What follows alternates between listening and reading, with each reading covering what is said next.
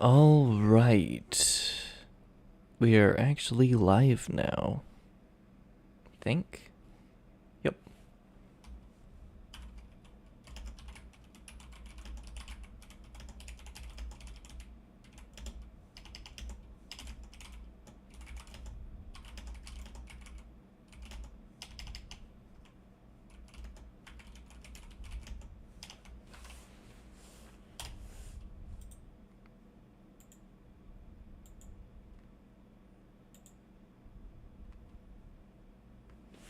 There we go.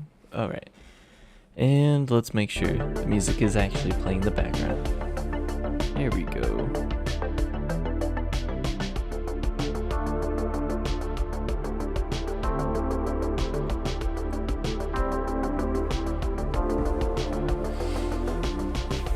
And I actually messed with the lighting this time, so it looks slightly better.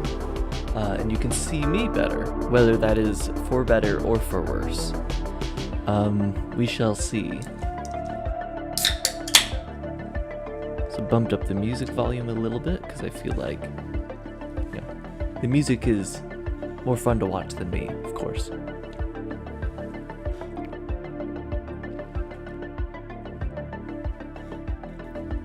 Alright, so what are we working on today?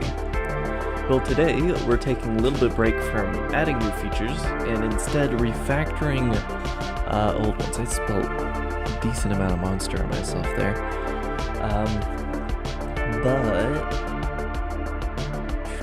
So after we get this done, so hopefully this is going to just be like a short little thing, and then we can get back to hopefully working on the Visual Studio Code debugger a little bit more.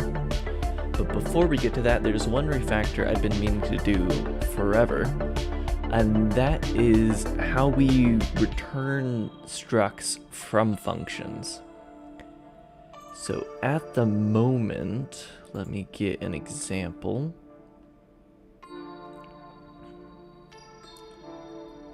Object tests. So at the moment, a function like this, the way that it works is pretty simple.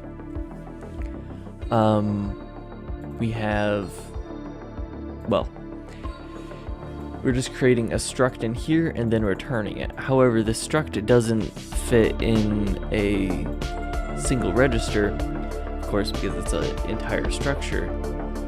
The way we currently return them is we copy the version allocated on the stack into a version allocated on the heap. So like basically how you would do pointers. It's the same thing the new command does in C++. And then after we do that, we return the pointer. Then on the other side, for something like this, we now have that pointer, and then we copy it onto another stack allocated struct. Just copy all the values from the heap allocated one, and then destruct the heap allocated one. So it's not the most efficient at all. And what we're going to do today is a workaround so that it's a lot faster, but we can still... Basically, one thing I really want to accomplish with this language is using pointers as little as possible, and more so using pointers as references behind the scenes rather than as actual way to store things. So, the way that we are going to do that is by passing a secret argument to the function.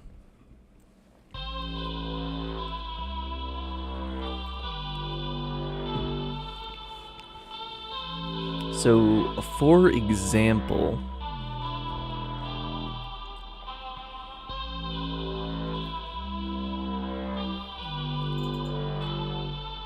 this function right here, instead of returning a pointer to a test struct 1, what we're going to do instead is make this a void function with a single argument, a ref Brane script.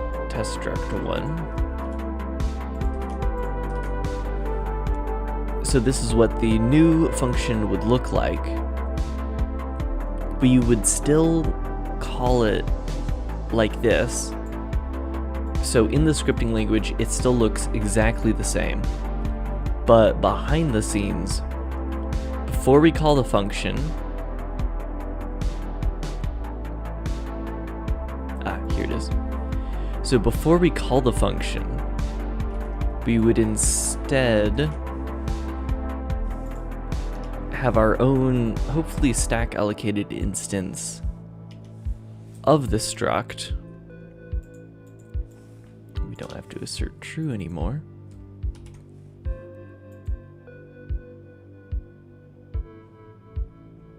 Wait a second, is this the right one? This is the one we want. So I have two that are, oh, one that's modding it. Where's the one that I just modified? Did I control Z it? I probably did. Oh, here it is, create struct. So here, instead of doing this, you would have this.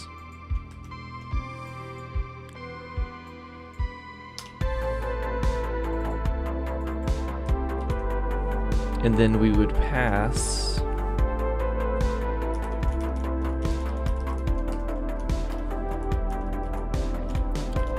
created struct into this function. So instead of returning a value, we pre-generate the value to return and then just pass it to the function. So it works the exact same way for any of our end users, but on the back end, it's a lot more efficient. And of course, you do have to take this into account with the function definitions if you want to, for like your API inside the actual C++ host program, but that isn't as big of a deal.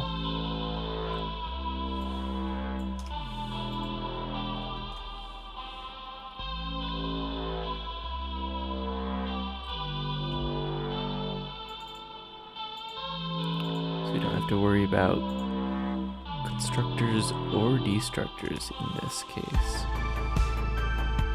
Or even copy constructors. So that kind of defeats those tests. We'll rework all of this later.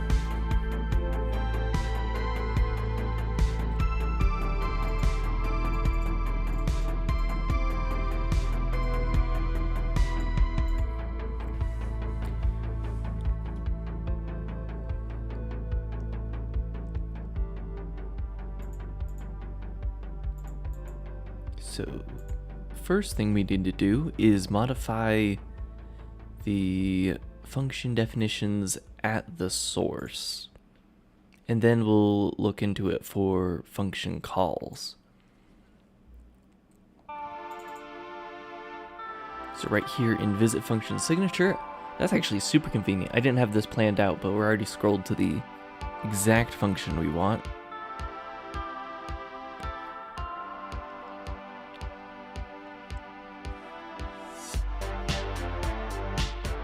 Actually, no, it's not the exact function we want.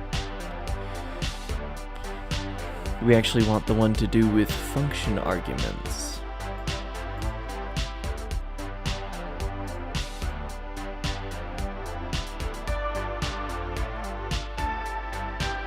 This is function stub, which I haven't really touched since I started doing template stuff.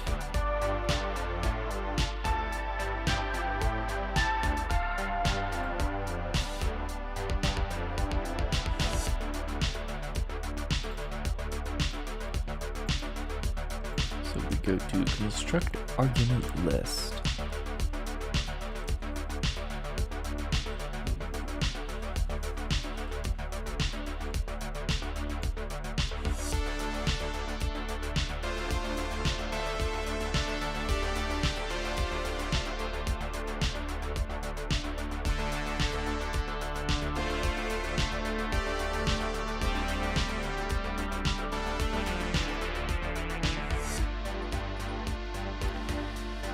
I might want to refactor this function because right now the way that we're handling isn't the best.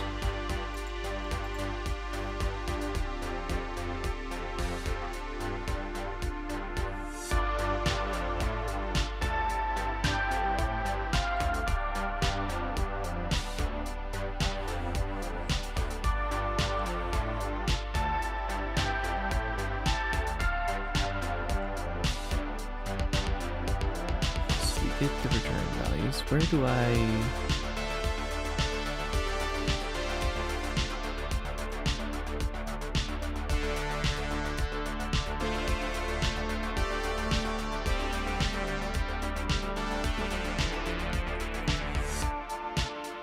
So we do find the return type in the function signature. Got it.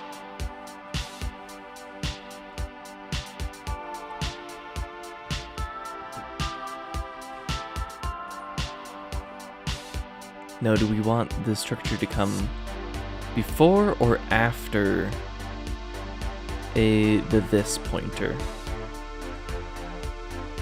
I feel like before the this pointer makes the most sense.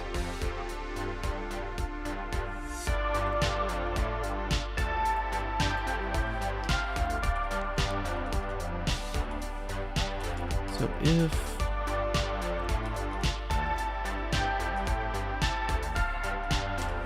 sig return type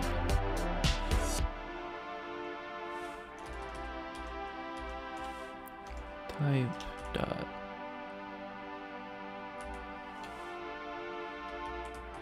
if this is a struct,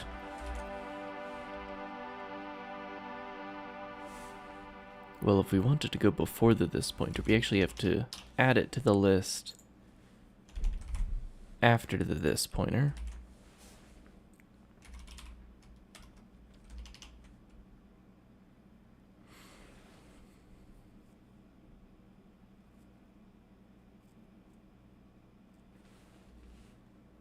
Why music stop? Okay, it's just the end of the song. We're good.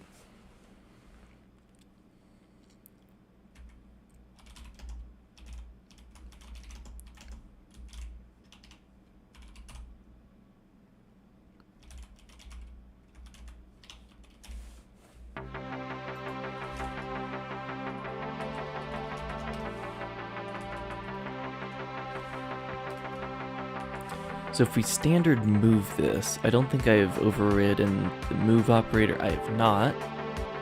So it should theoretically reset the value of function signature. Maybe. Just to be safe though. We're just going to reset it like that, so it's a void.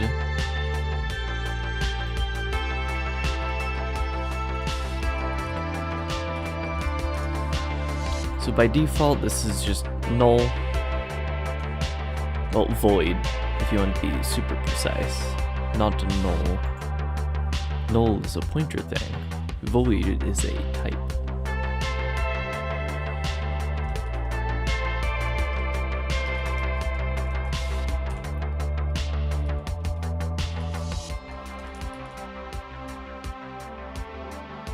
Arguments is a labeled node list.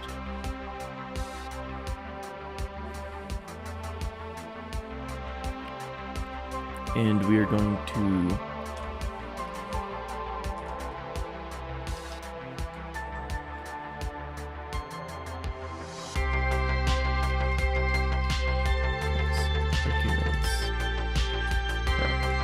begin.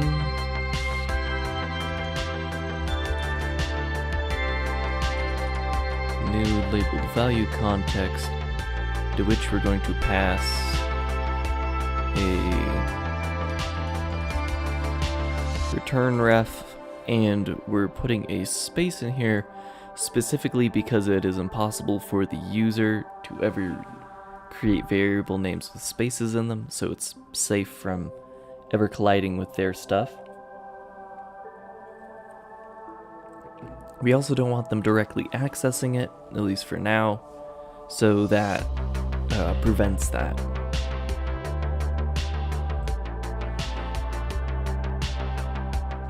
Then we'll just say ret type.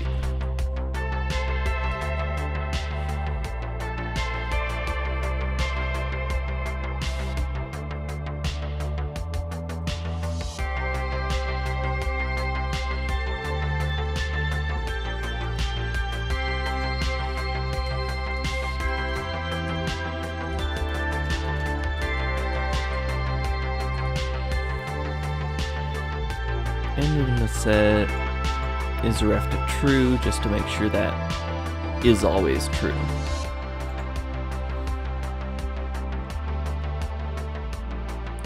And let's also, wait, is this the function signature that we just, not function stub. Alright, we want to copy this over to function as well. So with that, we now set the return type to null if it is a struct, not null, void. And then we add it as one of the arguments to the function.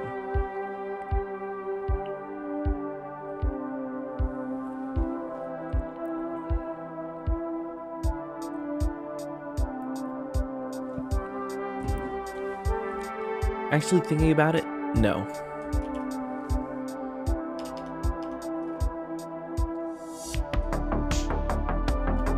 Actually, yes. Maybe.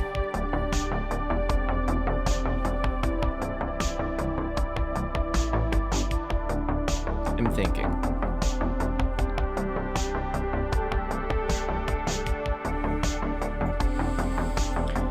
Okay, yeah.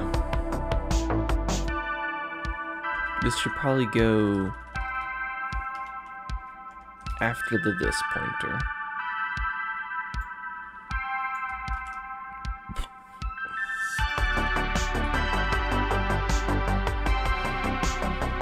So if we have this after the this pointer, that means we can, at the start of all our function call resolution stuff, we can just automatically add this to the front of arguments, and then if we automatically added this pointer later, then it's kind of like order of operations makes more sense there. So now we have to do find over here in the function call.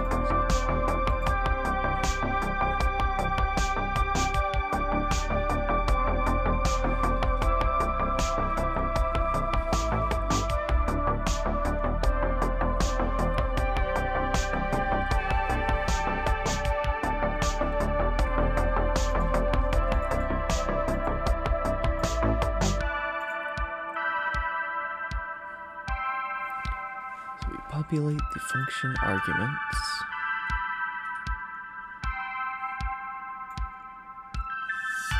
And then we want to do this right in here.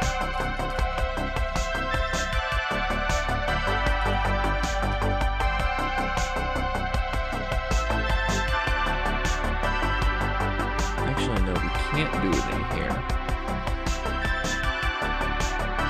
We would need to do this on a resolve function call, because we don't actually know what the function is returning until we resolve the function call, meaning that we need to go back to, I think it was here, and it would actually make more sense for this to go before the this pointer. Because if we're resolving this in resolve function call, then that makes more sense.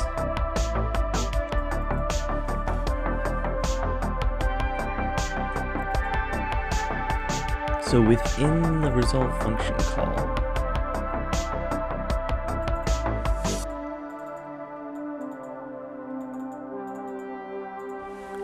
okay, but this is an interesting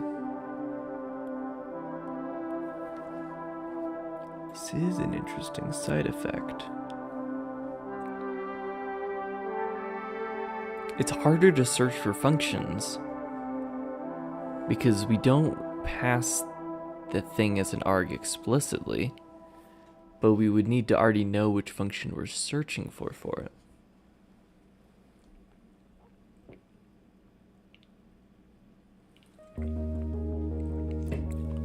So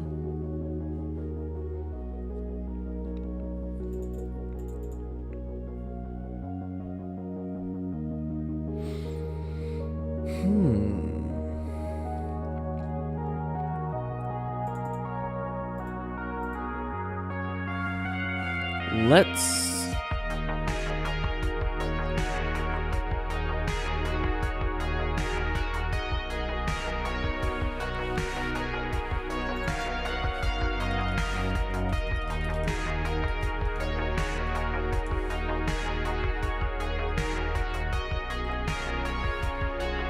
for now, let's keep the signature and return type the same.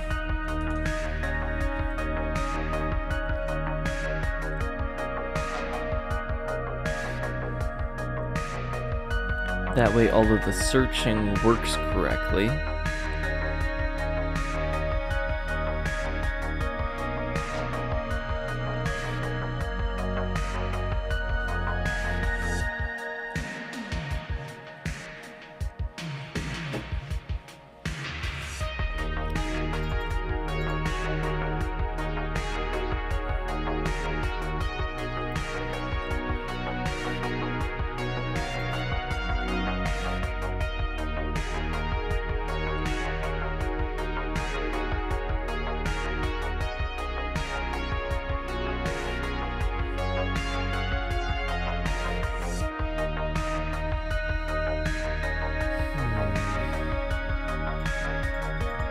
Then would I be able... How hard would it be to do this in...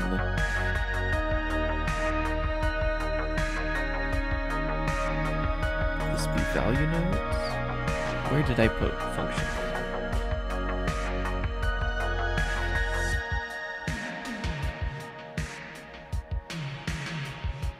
I think it's in flow nodes, maybe?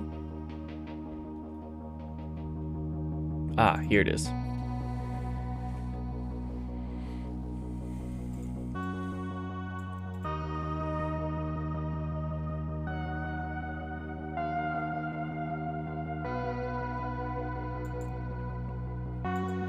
So when we generate bytecode, let's just do it in here and just hide it from the actual analyzation.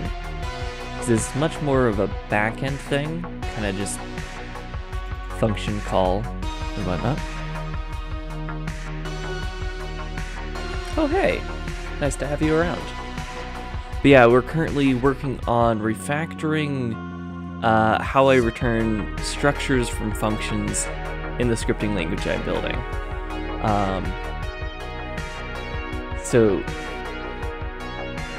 yeah, there is a little bit of, I guess, catching up if you want to understand what's going on, but I'm here all night.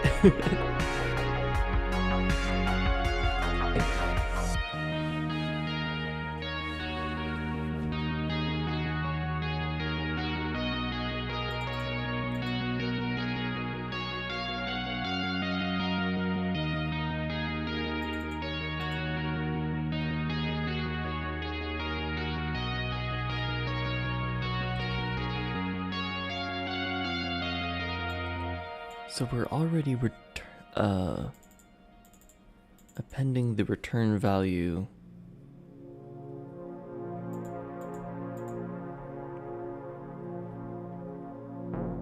here.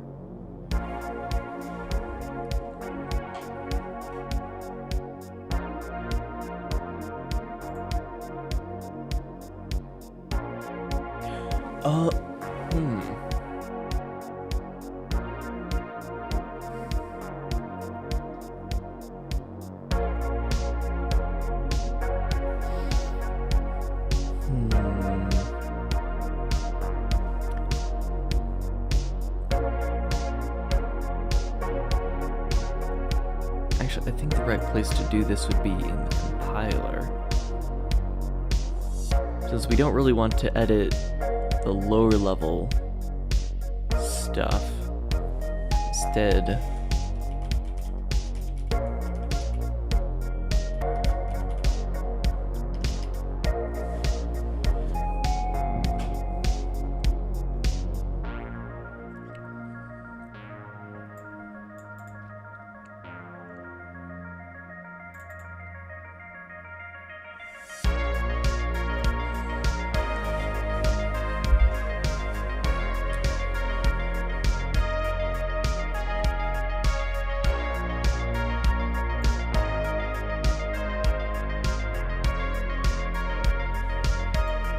we'll do this right here.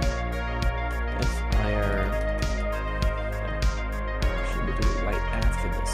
Oh, come on. Stop trying to help me out. You're making it harder.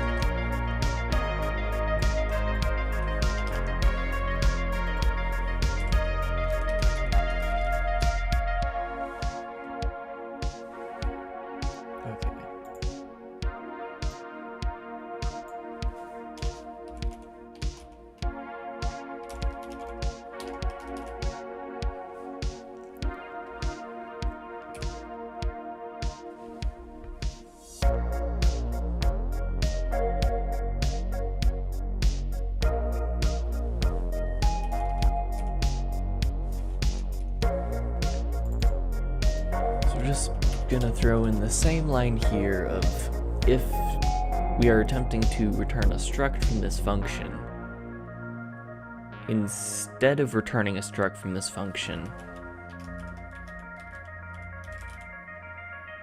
do we add it to the context arguments? I don't think. No.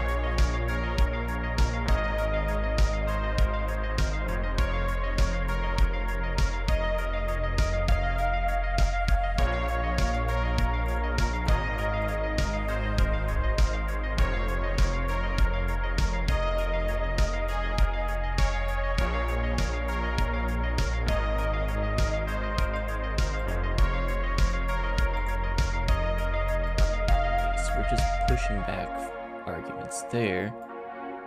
So we can say just the intermediate function.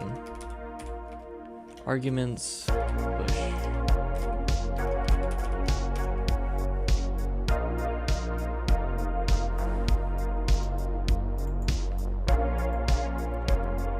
This, and then isRef is always true.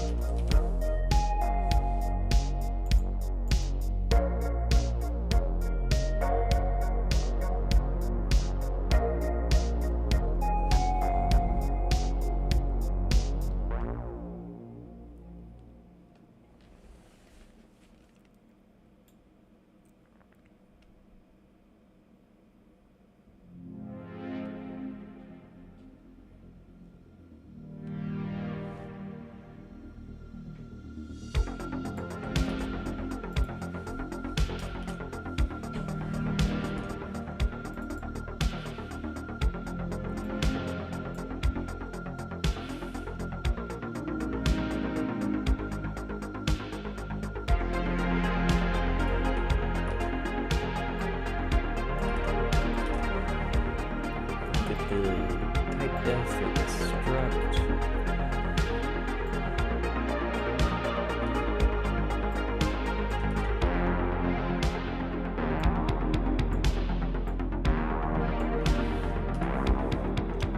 And same thing.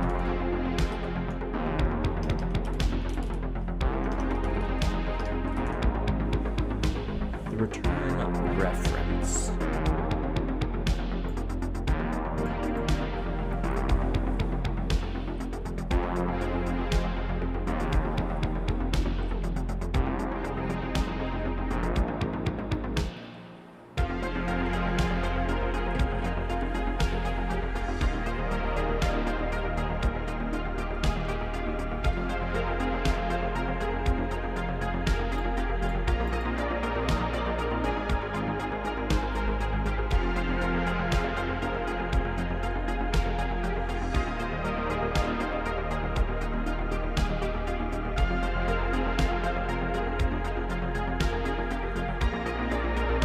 works for now.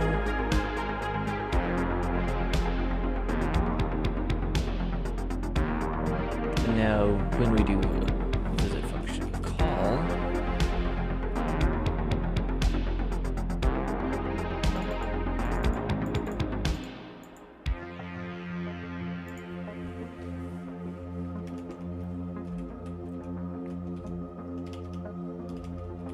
so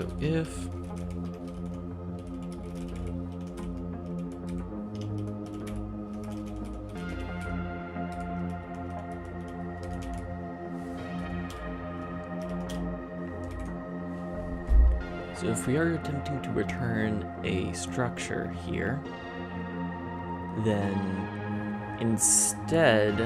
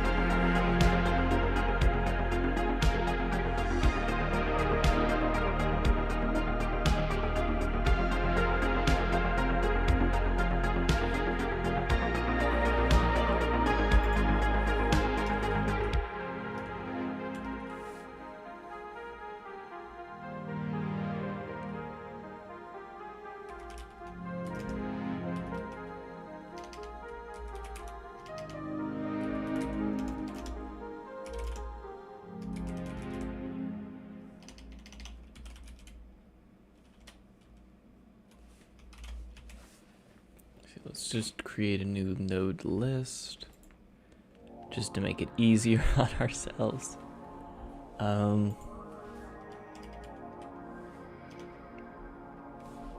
Let's make this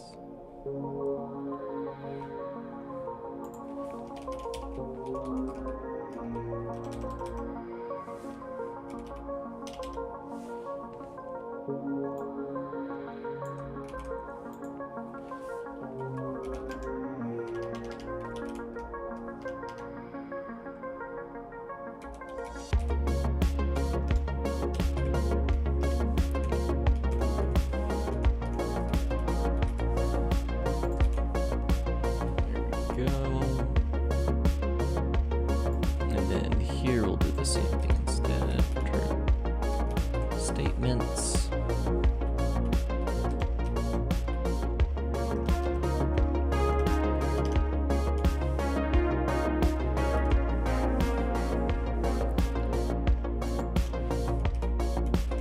Containing the function call instead of just directly returning the function call. And now we can return more stuff aside from just the function call.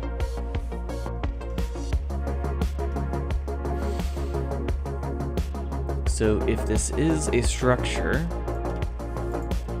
then let me check how I do decoration. Oh, it's right here. AOT value construction.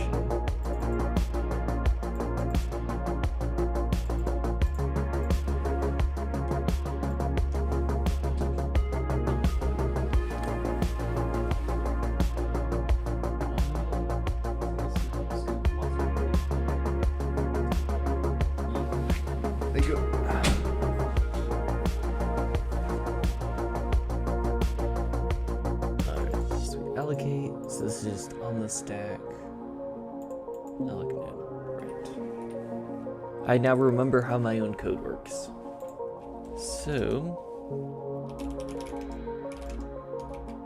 no, we don't want to return.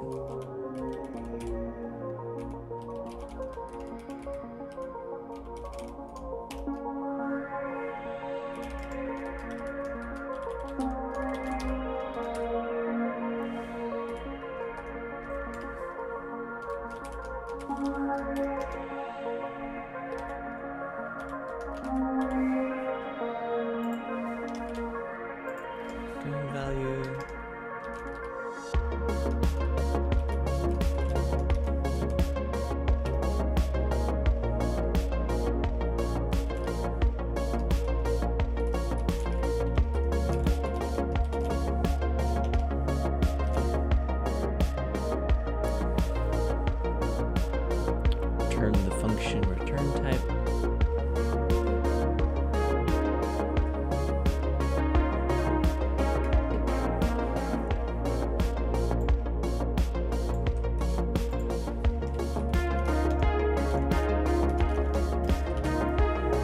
Just want to make sure that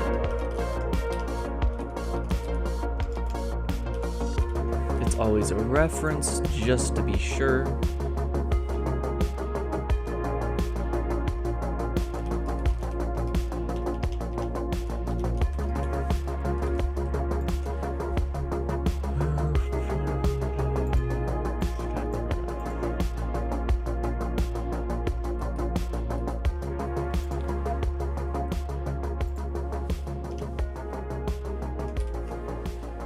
So we now append the statement, alloc node. So we allocate this.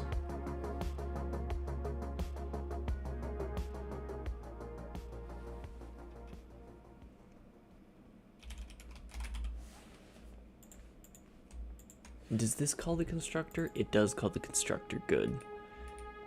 That's what we want. And then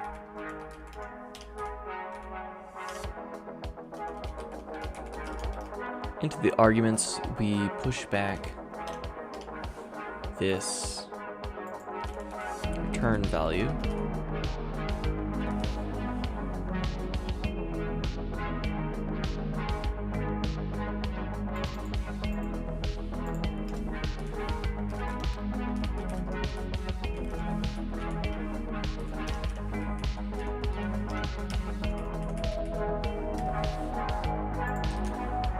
Just like that, and we have now appended a reference to a new value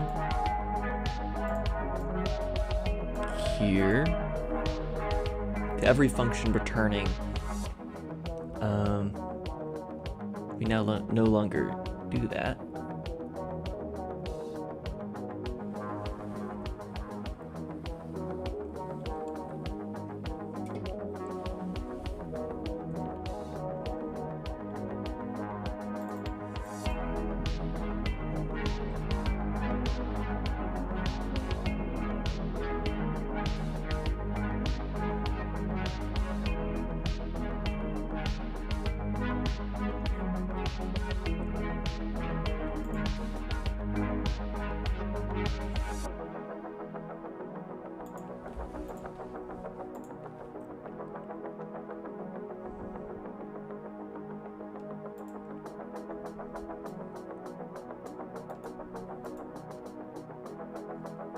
And I think we still do want this function call to have a return type.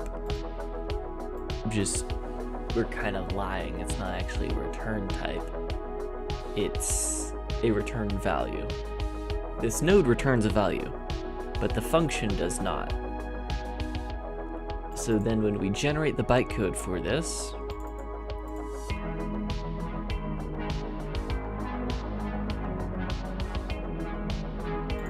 if res type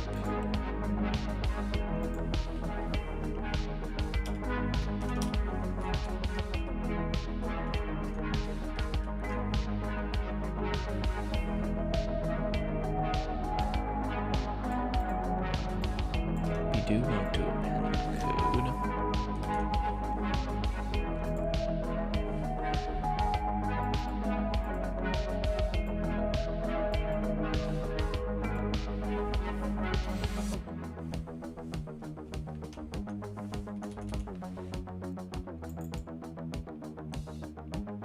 So yes, we do want a new register type of res type. However, if this return type is a... Wait, no.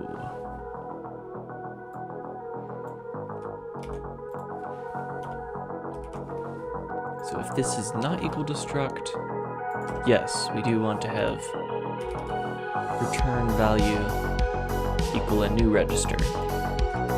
However, if the return value is a structure, then what we want to do instead is set return value to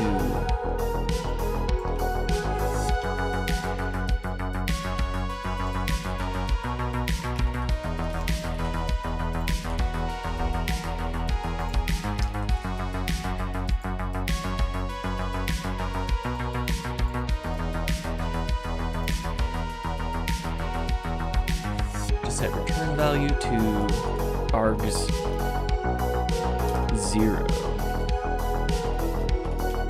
Let's throw an assertion in here just to be safe.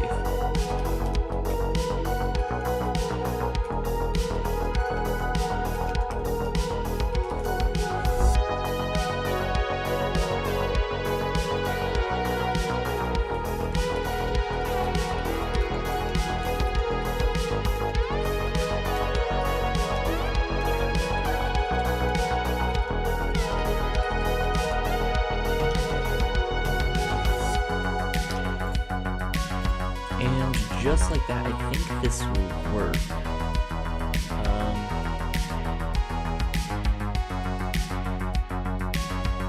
Okay, I'll be right back.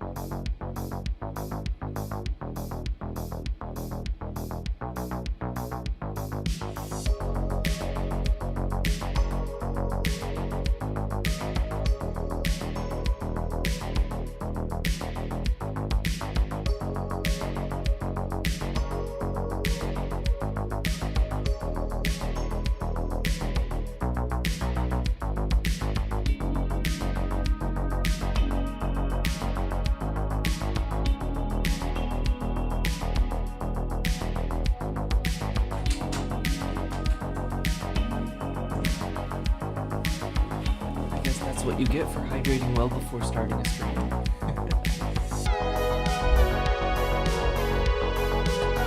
Alright, so this should be working.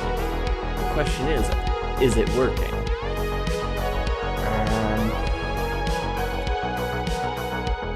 I don't trust it yet.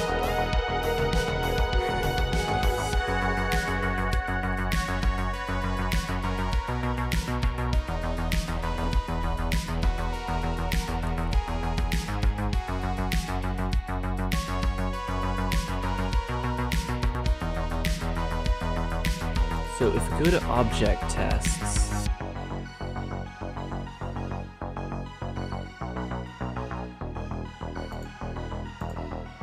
and then we go to create struct. So the signature stays the same, so we can keep it like this. We just have to remember that, you know, we have to pass a argument to an already created struct. Instead of, you know, getting a return argument. Then we're gonna just return right here because I don't want to have to deal with anything that happens afterwards yet.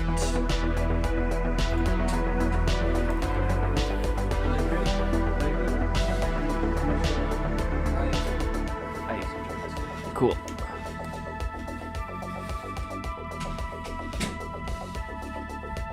I've obtained the iced cream.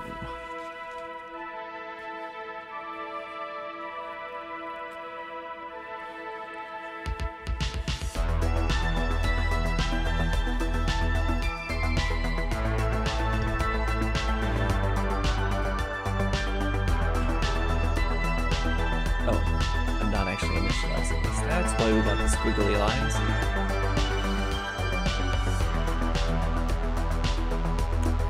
it cause issues before then? Nope. Let us attempt it.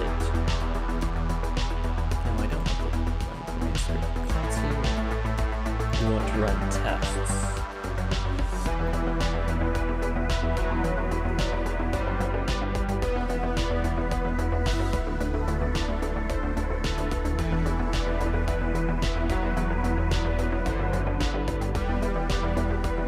Linking, so there weren't any compiling errors. It's always nice. Ooh. What? Why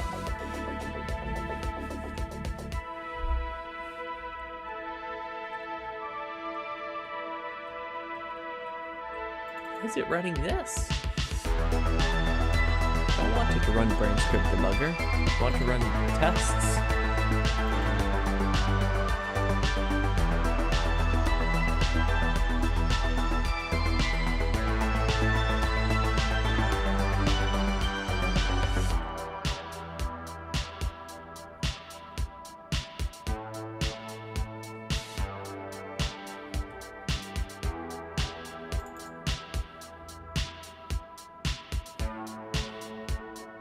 That's weird. Because this looks a lot like... Well, it is literally this. Is there something wrong with my configs?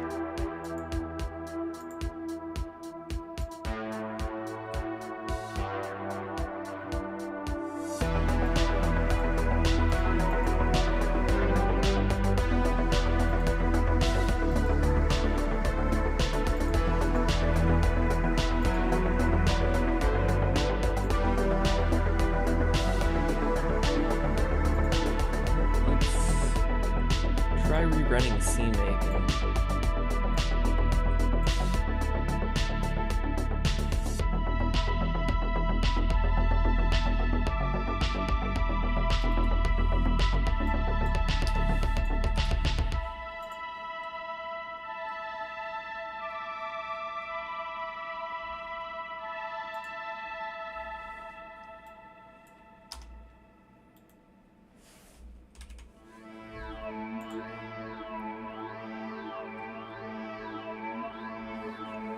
That was just some stuff I was playing around with yesterday. I was thinking about making a console-based debugging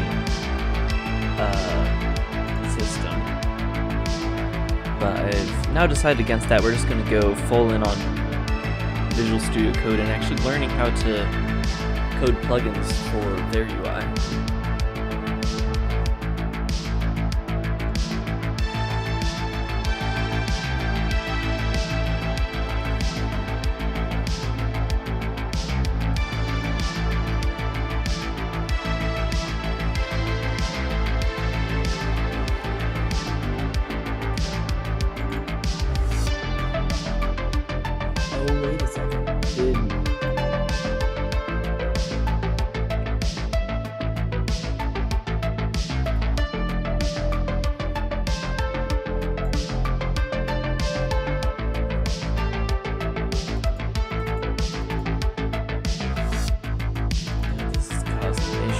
So we're just going to comment this out for now.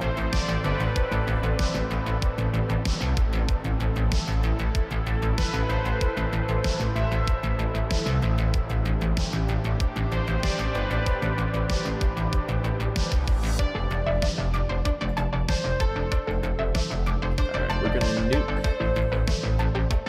nuke the builds.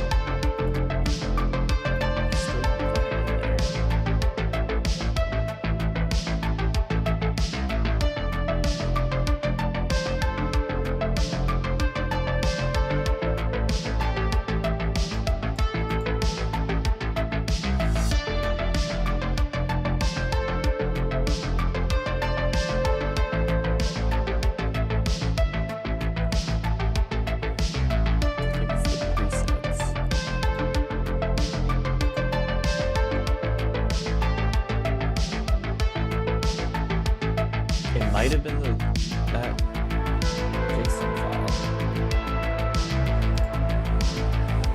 Who knows? Build systems are weird, especially since Conan is currently going in transition to complete refactor, apparently.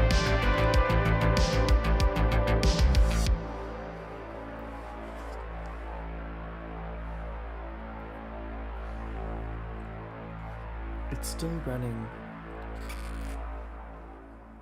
the wrong file, though.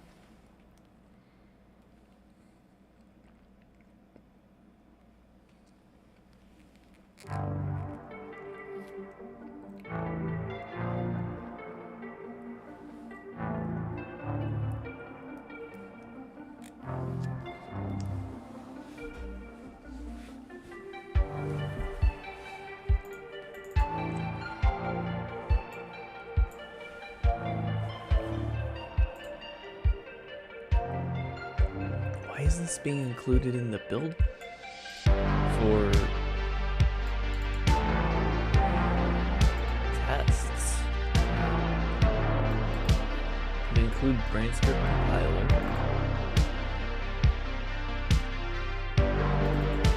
Is main being included in? Oh, yep, it is.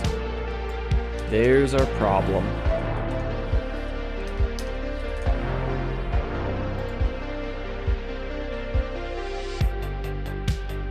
There we go.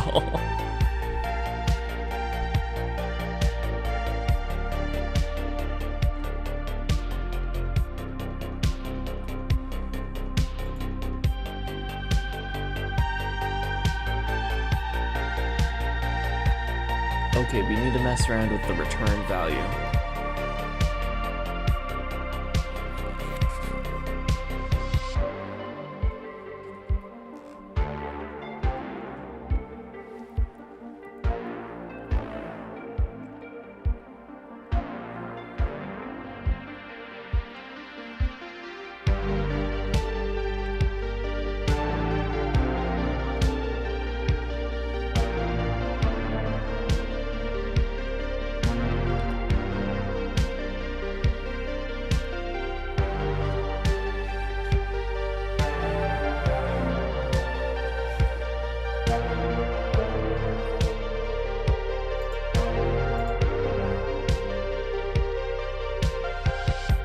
Oh, values null. Interesting.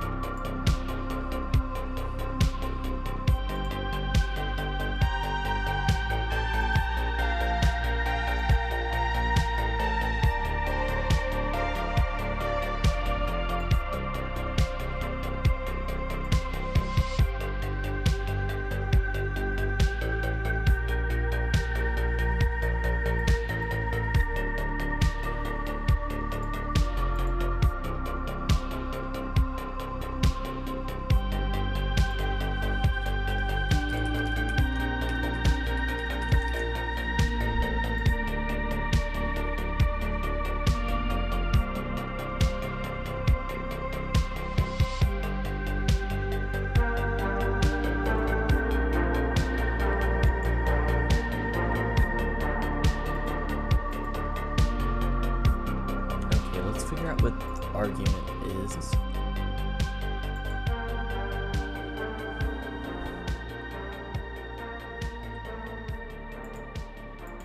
This arg. Actually, which function are we visiting?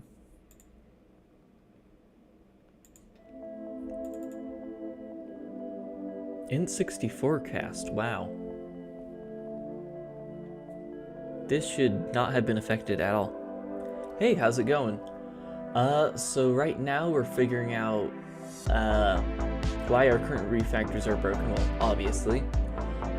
Basically, I'm making it so now instead of returning structs as a pointer, instead we pass a pre-allocated struct to functions as a reference, or well, as a pointer, and then use that pointer as the return value of the function. And that gets around a bunch of copy operations, or at least that's the idea. That's what we're trying to do. However, right now, it's breaking code it should have no effect on. So, you know, that's how it goes.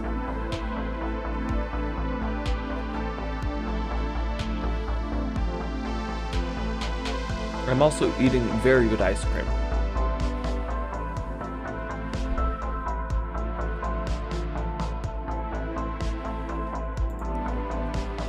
Let's see, if this is int64 cast that's throwing this, let me just check. That would be in here.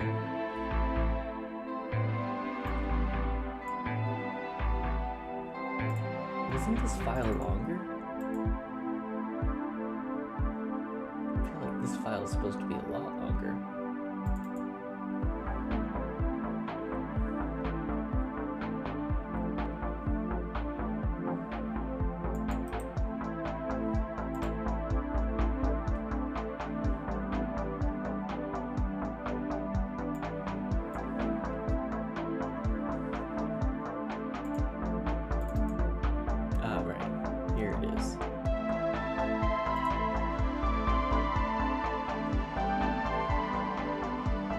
So this is the action. So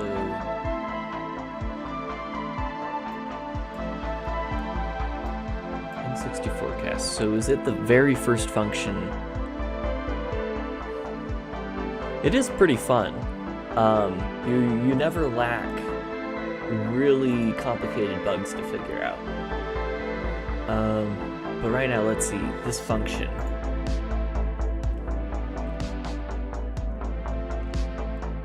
Unsigned integer to 64. Then here.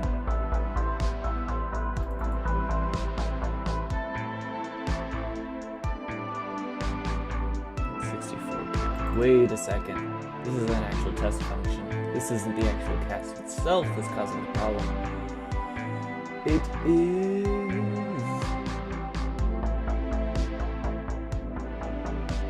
operator tests.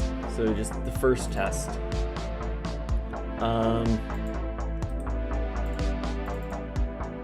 Okay, yeah. So the very first function, that's just what I wanted to figure out. If we were to place a breakpoint right here, does it hit the first function? I think it does. Let's rerun this. We hit the breakpoint. Now let's figure out why this is returning a null value.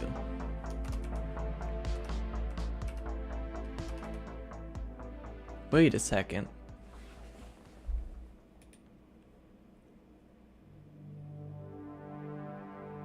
I think I already figured it out.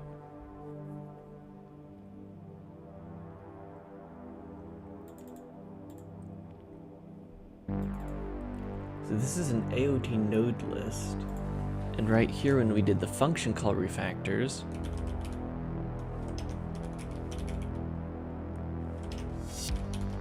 oh, it's in compiler.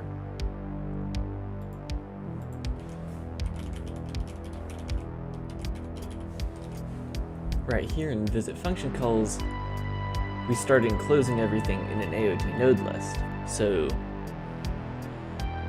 that's our problem.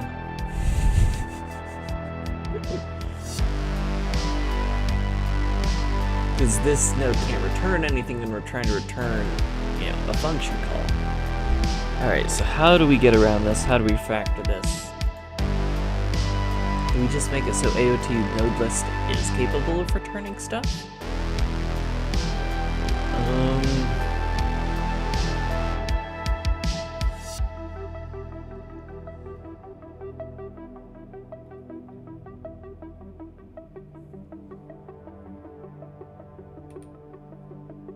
How do I handle inline functions? So you generate the AOT tree. Well, actually, no, it's just that we return a node at the end of that.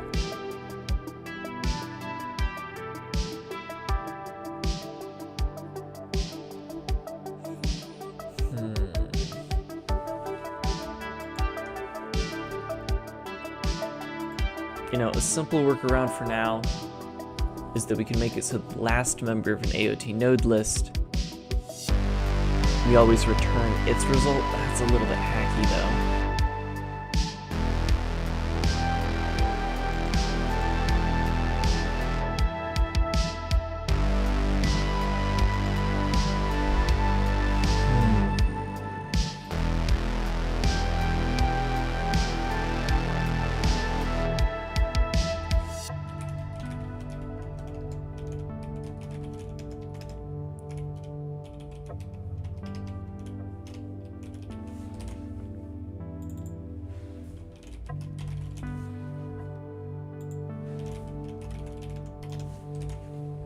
So we could just do that. So the last thing that returns a return value in here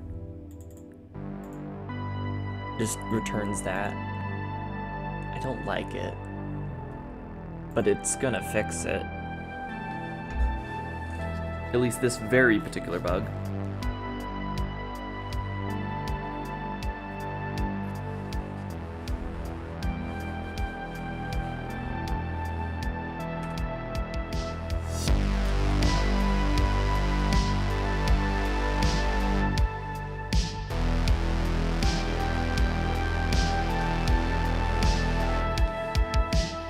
And it of course fixes it.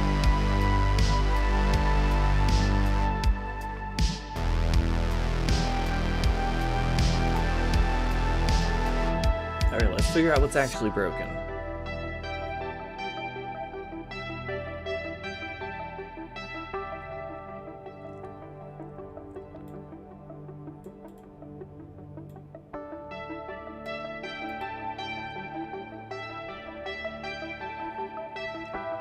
So multiplication node is failing because our two result types are different.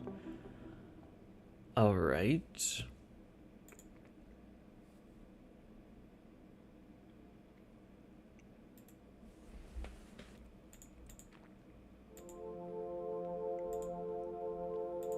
Well, they're null. That would do it. Okay, B, why are you null?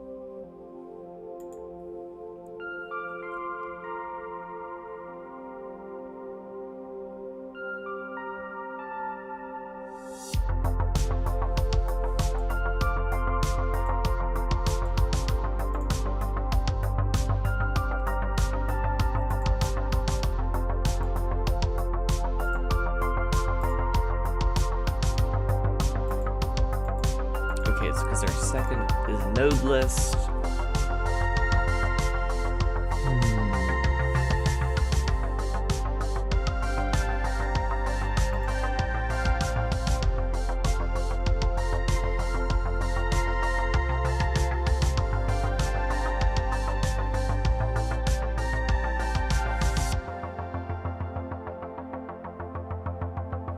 So I think it may be a problem with the way that I'm doing node lists.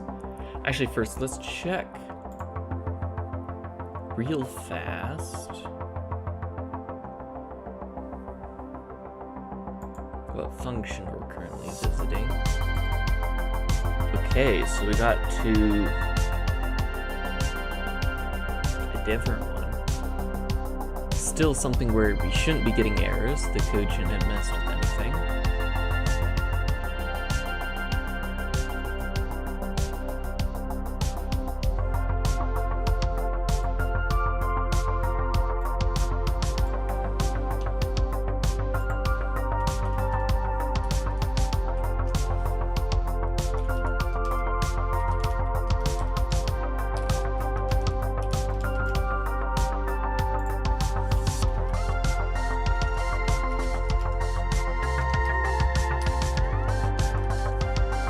Be getting overwritten by the null values,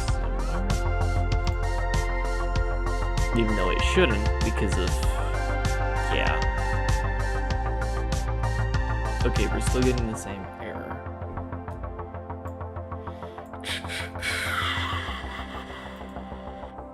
We get through 3 of the tests though. Oh, it's recursion that's causing the problem. Interesting. Let's scope down to this specific test.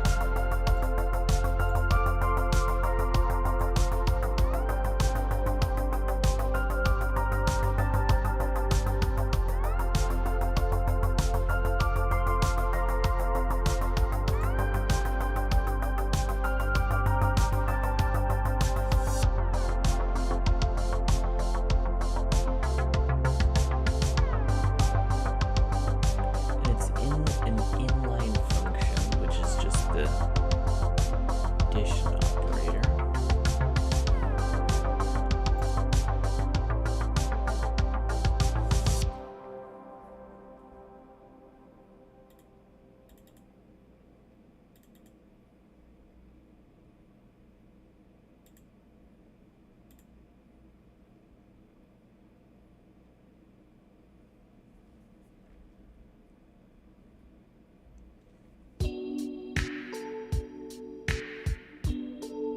Oh, wait a sec. It's because we never set... I think I get it. I know what's going on.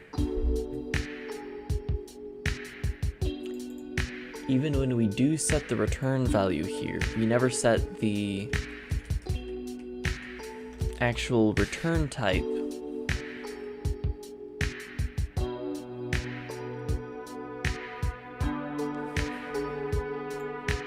We can't do it here. We need to do it ahead of time.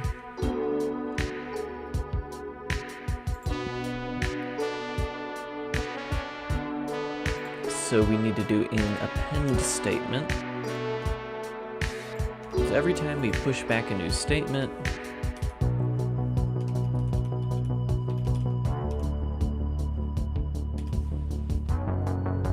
if this has a res type,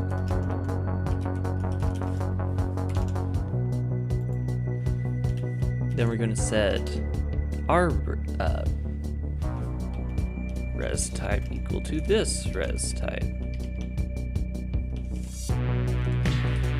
And that will just keep getting overridden until we get the final one, which is the one that we're going to return from here as well. So that's what we were missing.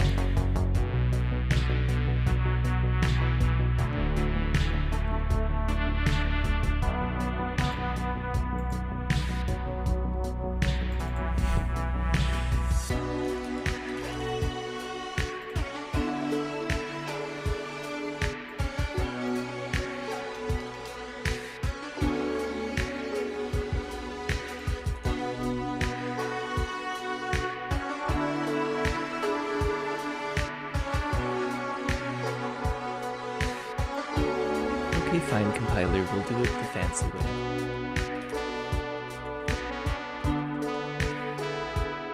As long as the squiggles go away.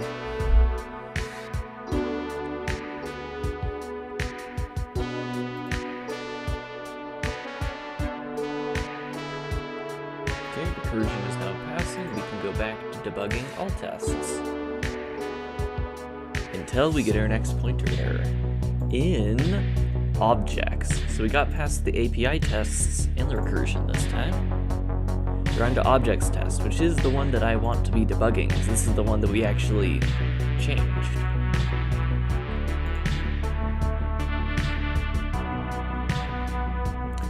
Ooh, interesting.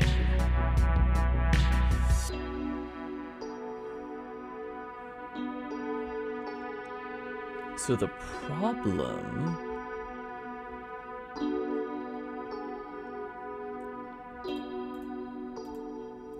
is that it's not letting us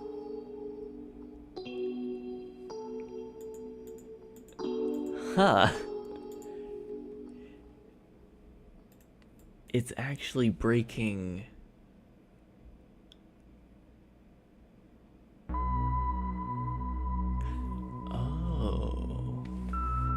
Is it because we haven't pushed scope yet? Let's see. Are we without scope? Yes, we are without scope. That is the problem. So, if we just throw that down there.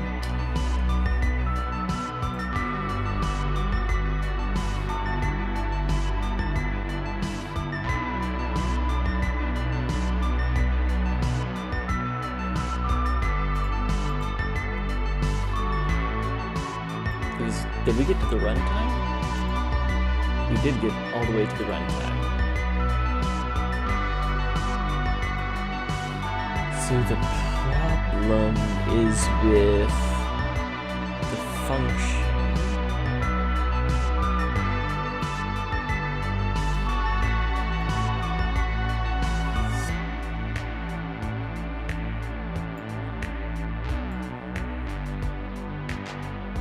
need to come up with a function specifically for printing out bytecode.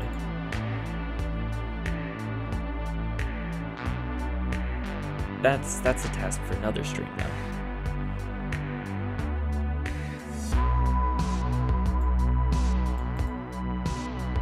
So we are currently constructing just construct.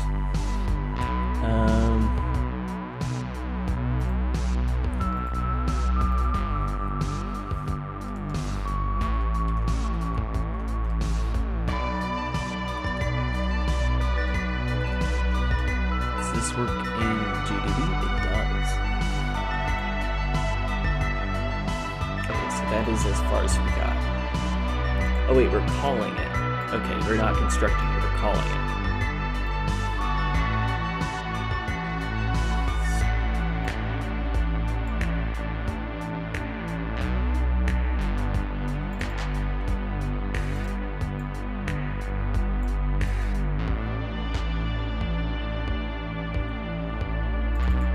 Void ref Brane script test struct 1. So the signature is what we'd expect.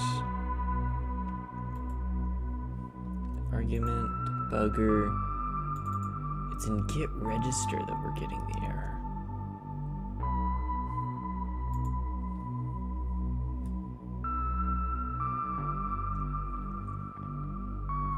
That's really interesting. Because get register, I thought I had already solved most of the problems with that.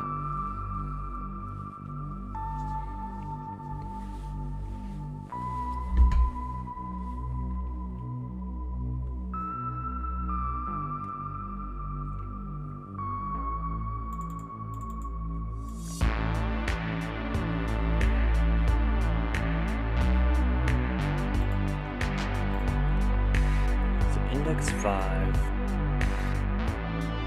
Value type void.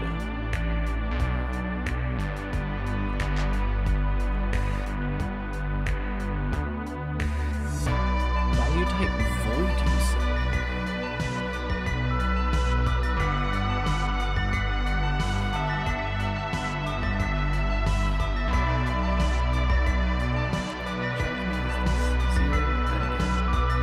I might.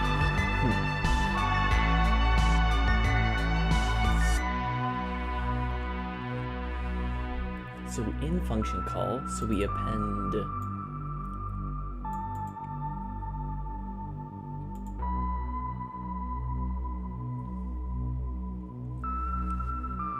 so regardless of the return value type, we do actually want to serialize it first. Always.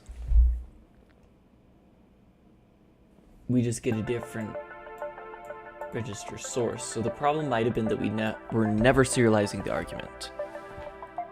I think the problem is that we were never serializing the argument.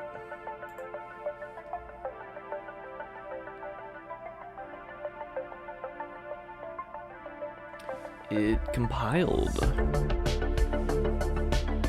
It's clear watches because they are making me think there is an error when there is not.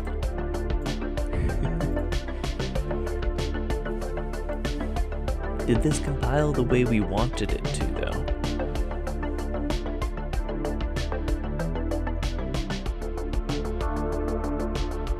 So our created struct.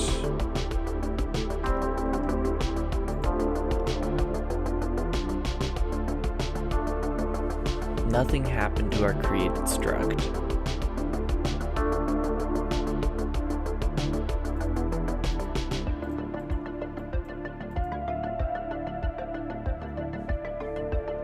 And I think I know why. So if we go back here,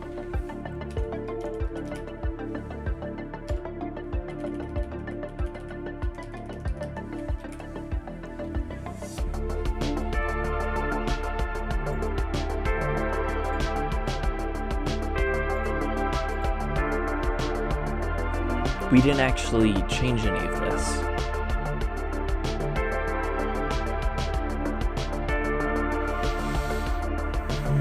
So if value is a structure,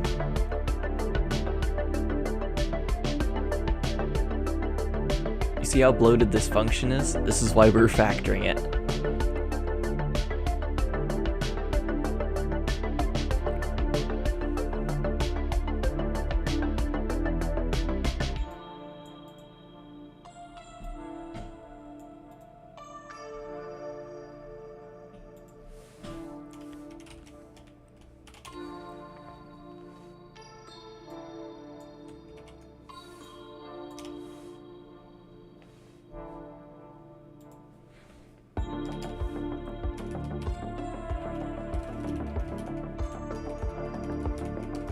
So we're going to go with the if it's not a struct, then just append the code.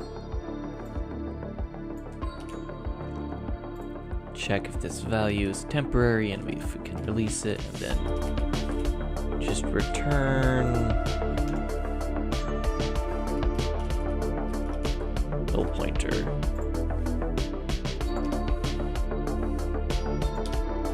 That cleans up our code a little bit.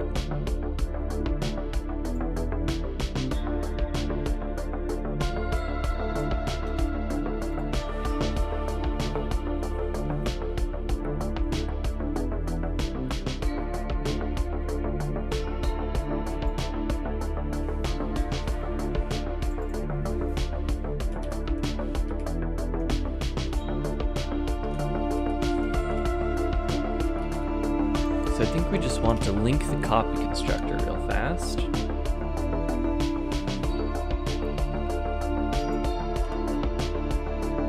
And then instead of allocating a new struct,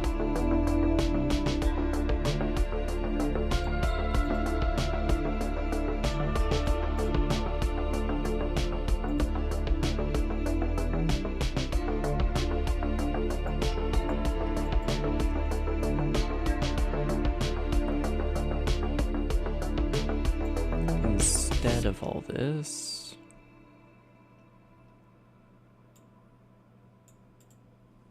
we don't need that either.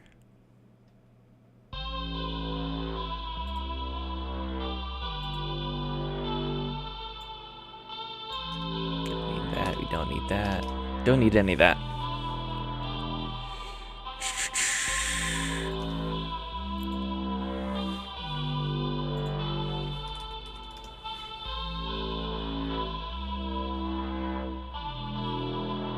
Instead, we're just going to call the copy constructor.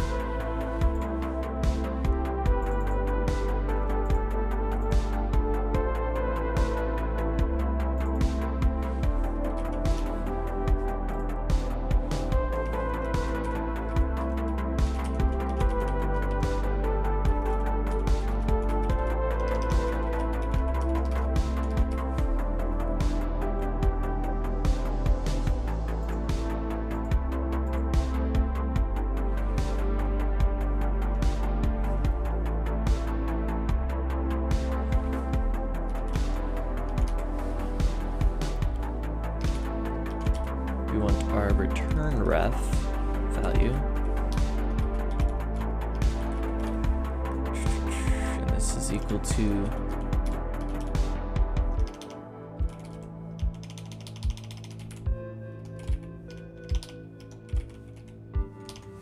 how do I find what's my function for finding values?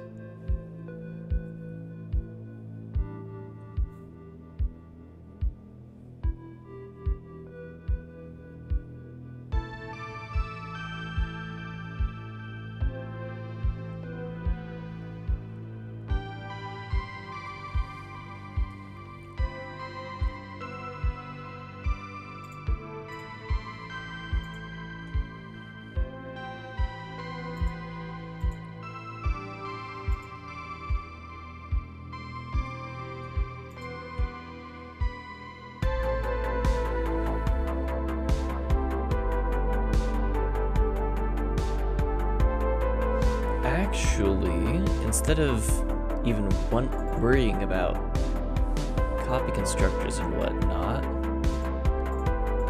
let's just yoink this code for now.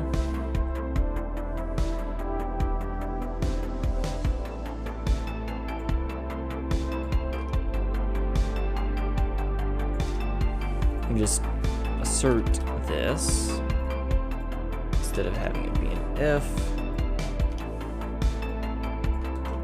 Return value now only ever gets called for non-struct things.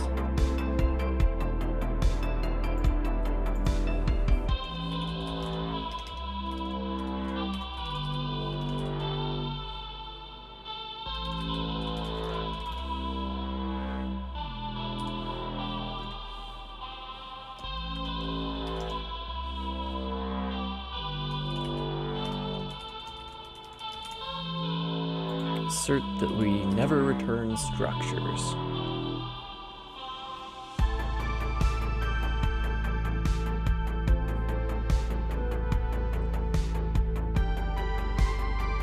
At least for now.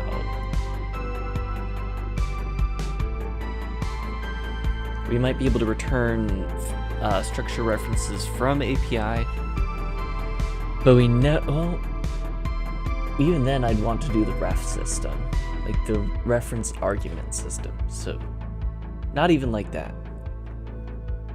So yeah, we'll just do this. So in compiler,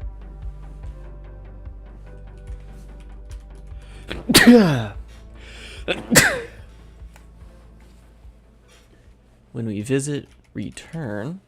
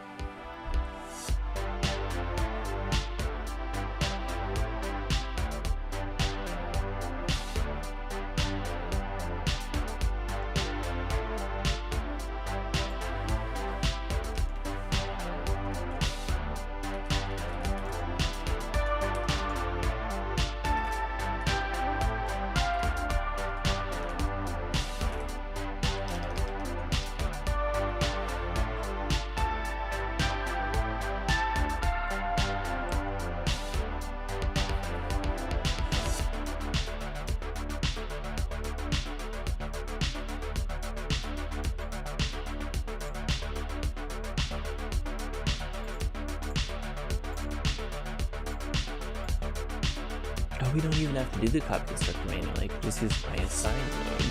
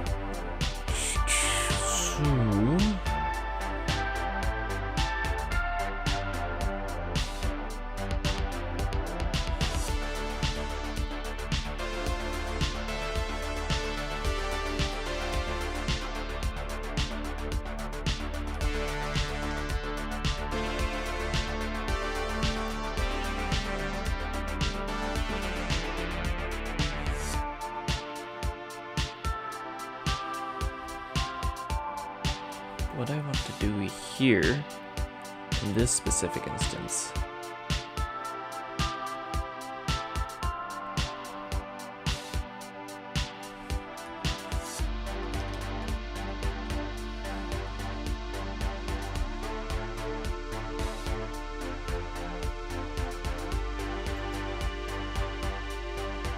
oh, we already have it if this is a struct. I'm just blind.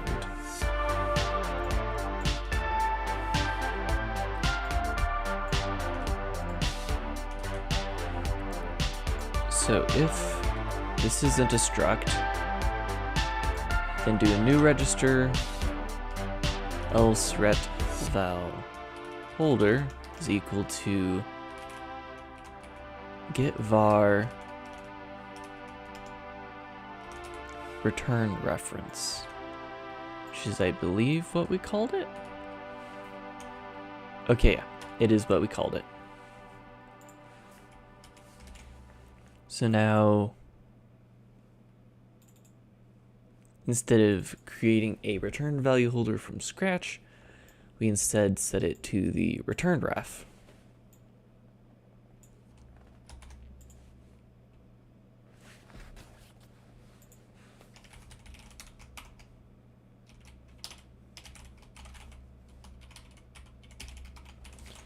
Throw an assertion just to be safe. And then here, if there wasn't any cleanup. So in here we know we've already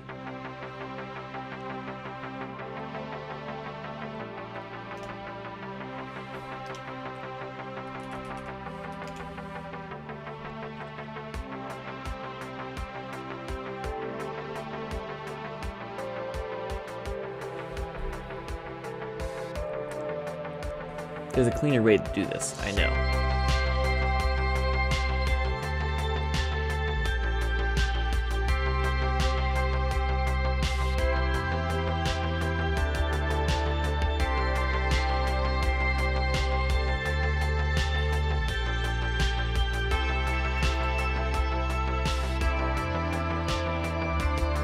So we already set these. We don't need a separate holder.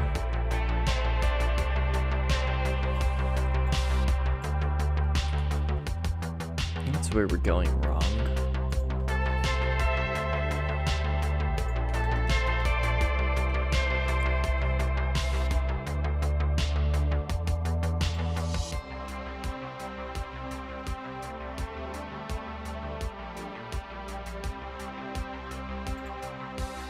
We can just say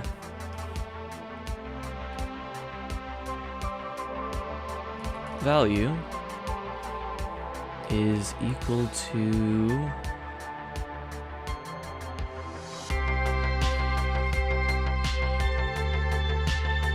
we can't.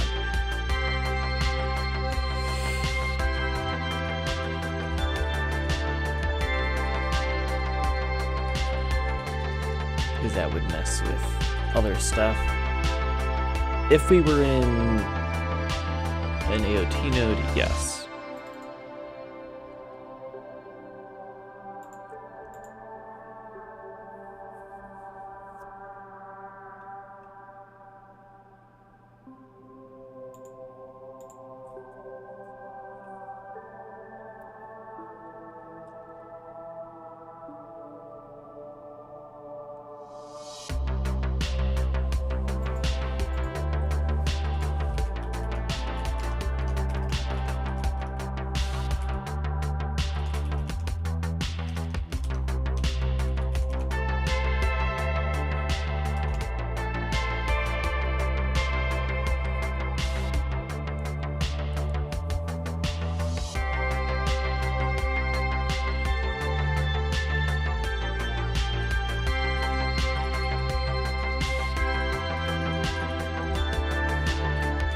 Cleaned up.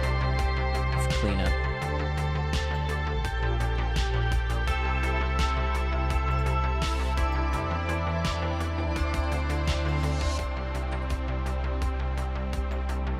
There's just there needs to be a cleaner way to do it.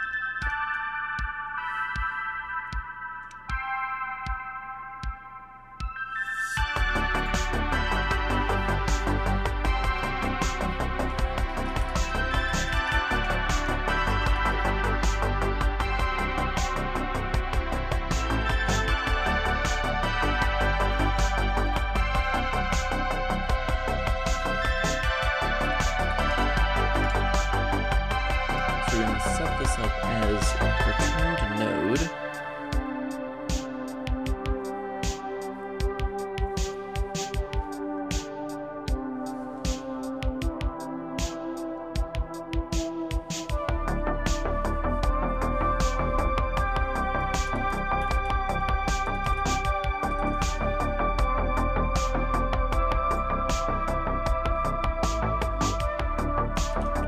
Set it to be this. Order of operations doesn't matter until we do append statement, so we don't need to worry about that too much.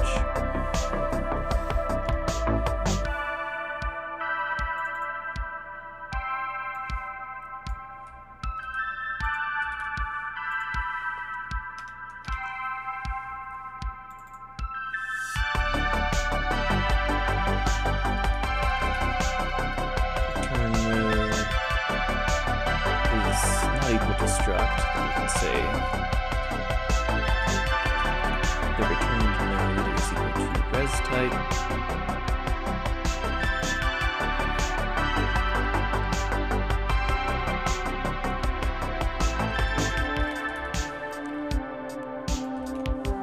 Do the assign node, and then by the end of this, we've now assigned it to the return value holder.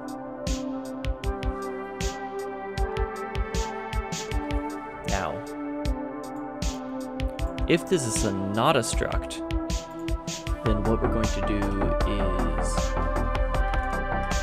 set return node equal to the ret a.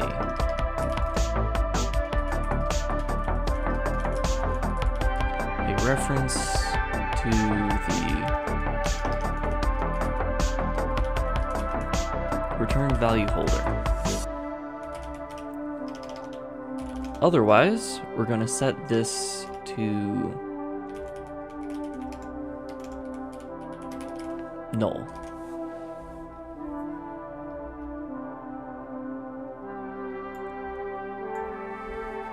And then right here, what we're going to do is if ret node, then we'll just, if this return node does not exist, do the return node. And now instead of either of these, we've already taken care of that ahead of time. So it's just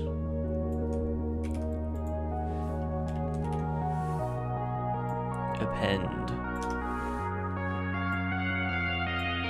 ret node like that. And that is much cleaner.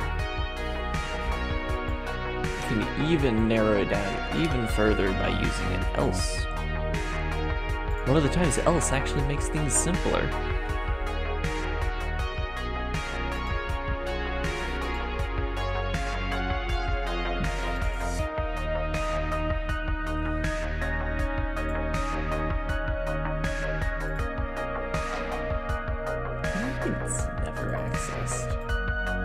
Okay, there we go. It sorted that out.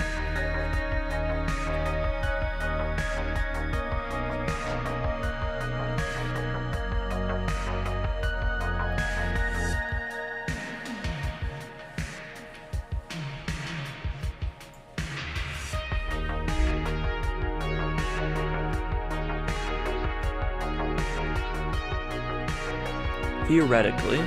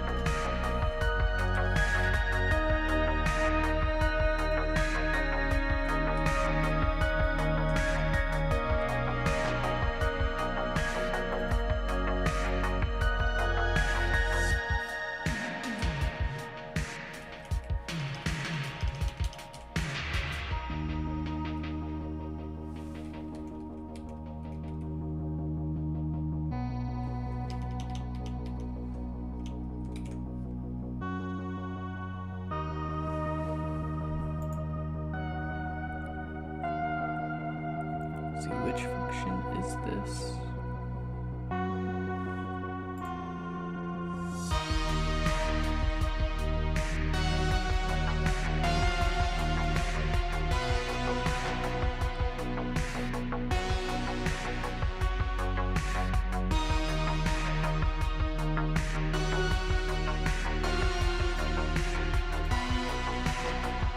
Assembling function create struct.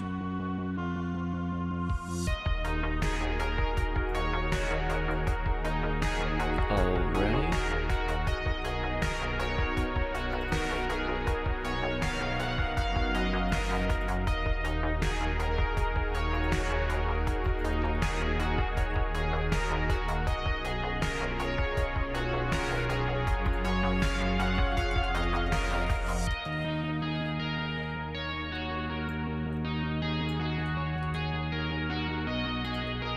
Otherwise, if this is a value and it is also a structure, this has nothing to do with it. This is just another bug I realize we might have down the line.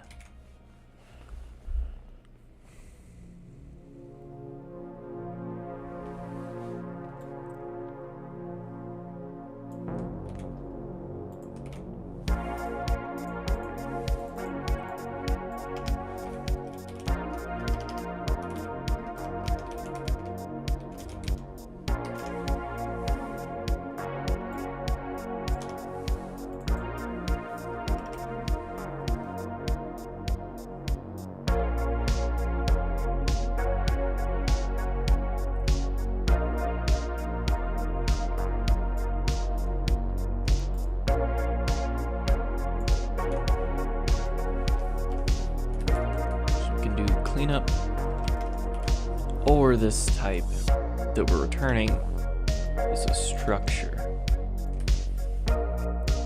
Just like that.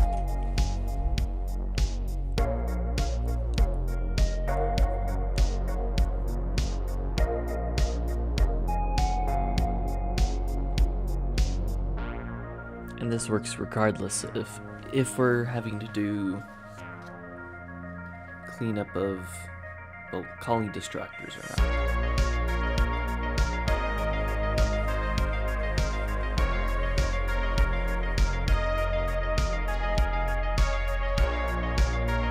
So that's a completely separate error.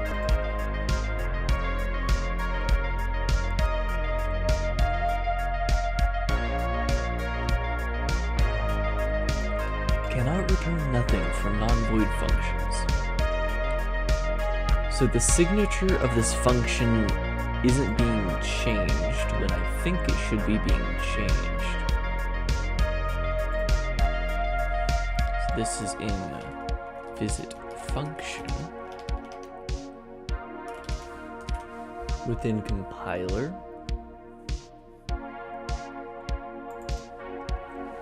Oh wait, do we never...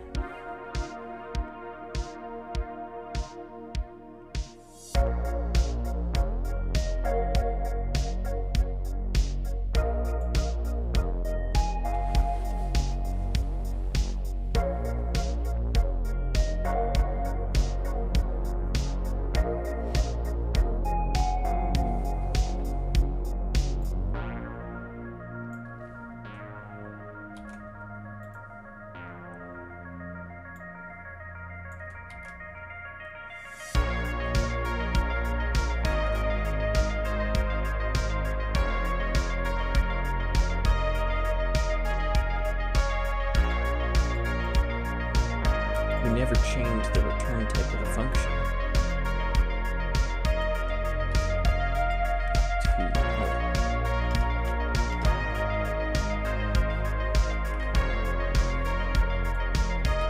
Like that.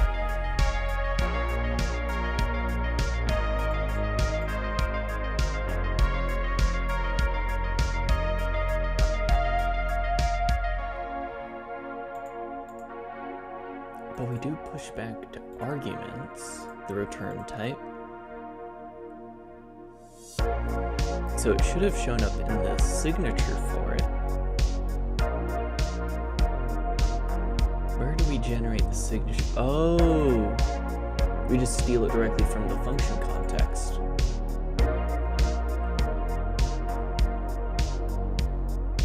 That's a bit of a problem.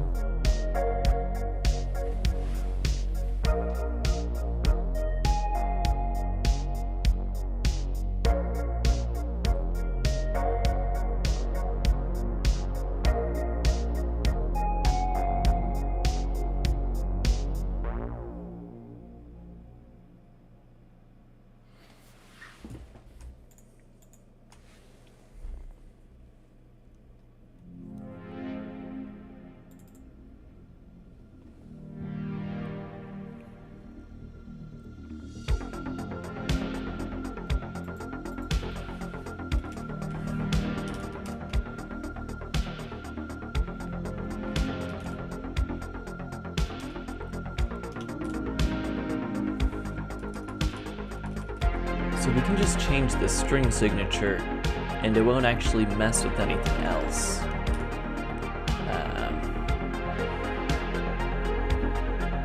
I just want to change the string signature so it makes more sense to people using the C++ side of this. So for return type,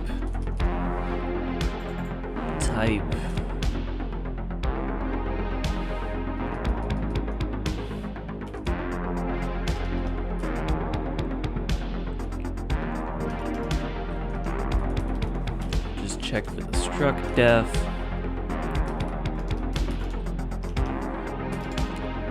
Signature plus equal.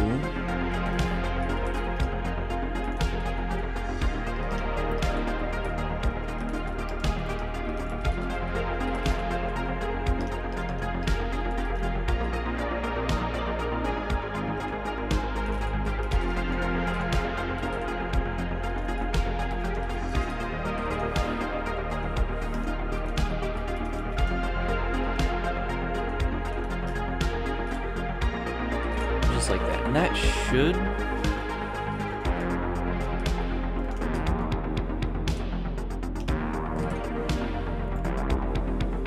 well, actually we don't want to just add this first if arguments empty, not empty.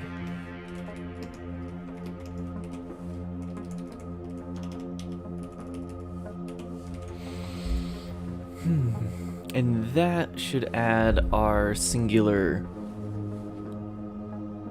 ref argument to the beginning here. Only on the string side, not on the compiler side, where it will actually mess up linking and whatnot.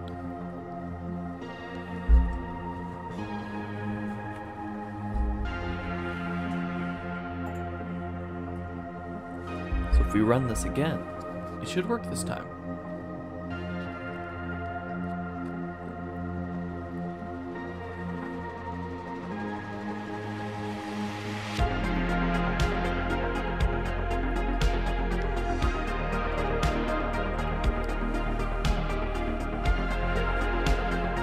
Cannot return nothing from non-void functions.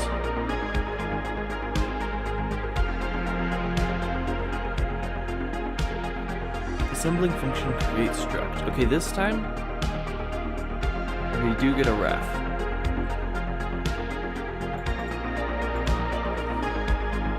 Let's add return type to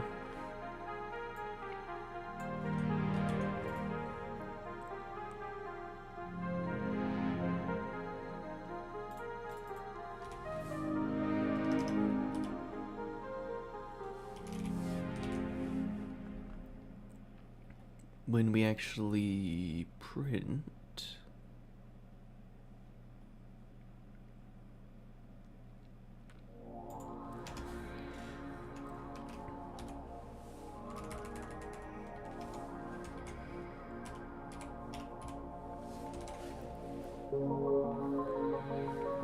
That way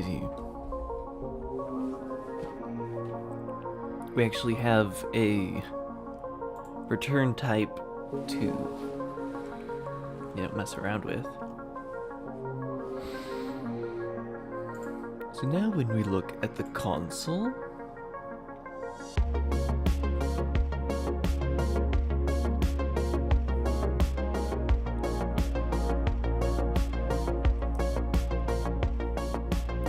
I see. This is a very simple error. It's that type info, the type does not have a default void. It's that simple.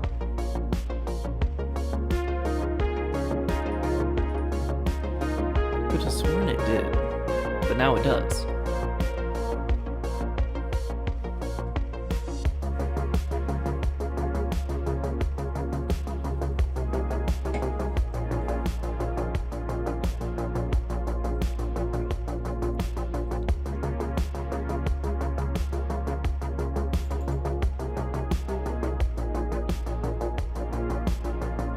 What's wrong here? That's a lot of returns.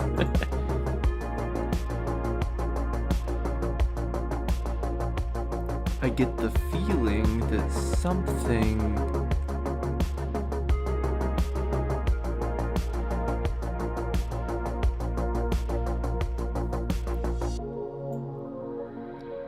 didn't get parsed correctly.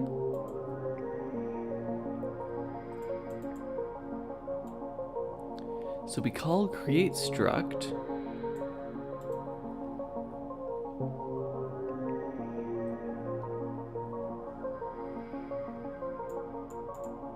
Then we return 0.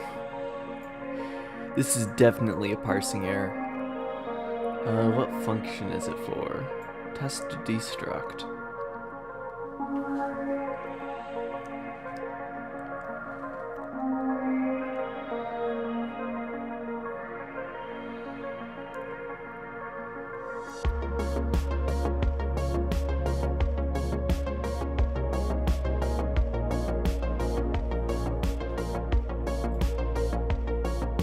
So we allocate this.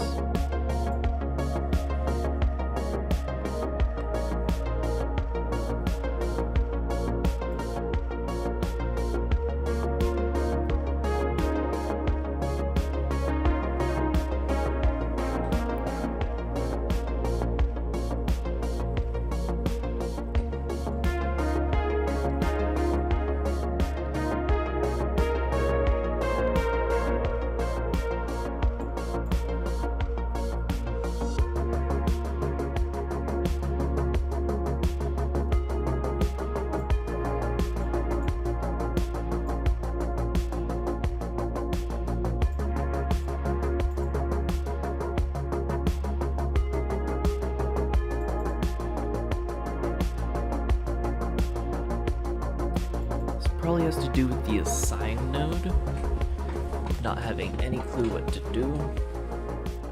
Actually, no, this is a problem with create struct. It has a singular argument and reg1. We grab reg1.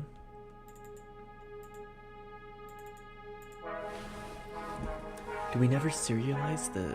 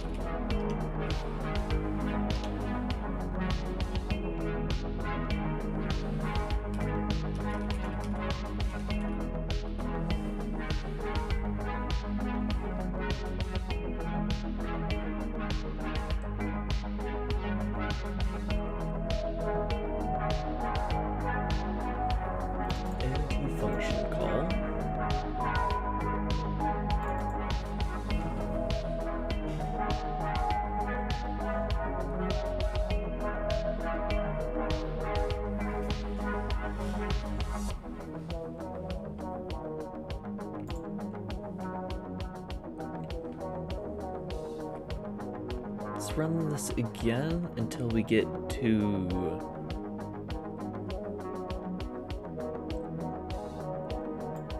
calling create struct, because I think this is the only time we call it. It is.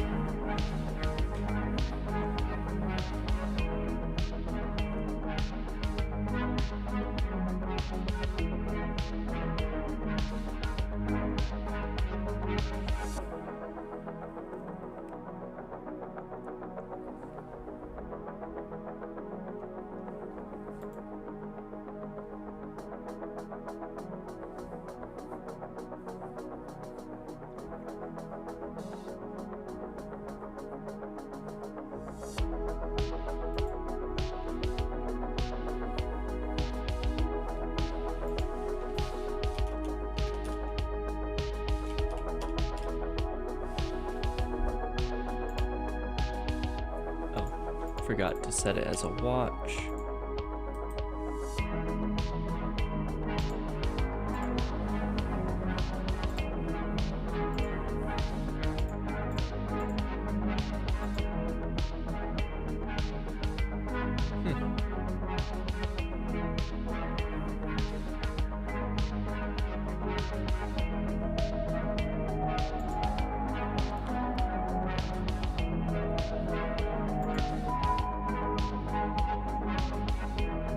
Just zipped right over it.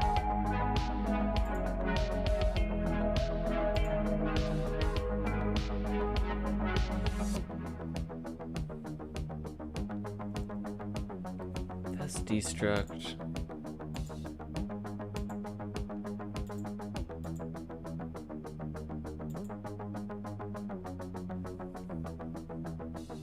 How are you missing this? This is obviously a call to create struct in the right area.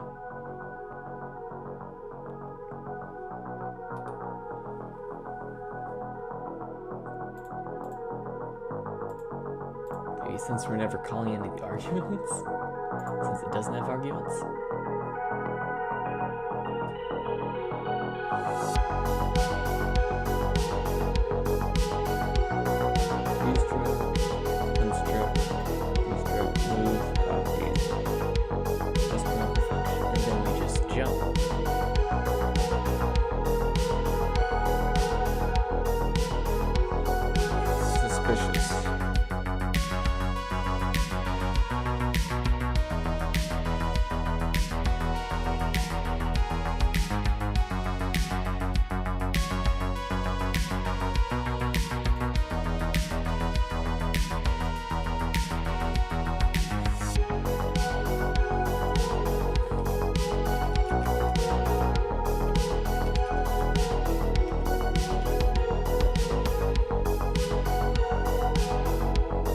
This is the only way that we can do call.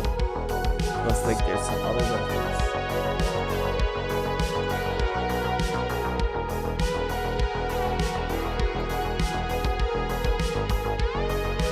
Modifier nodes we can. This is on assignments. And all of this is wrong at the moment.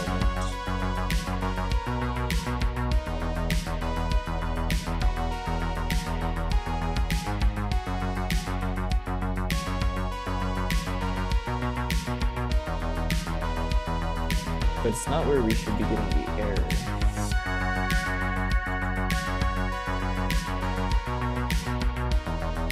Okay, constructor, destructor, constructor, destructor, and next it goes to a move or copy constructor. So none of these should be able to call create struct, and yet they're able to call a create struct.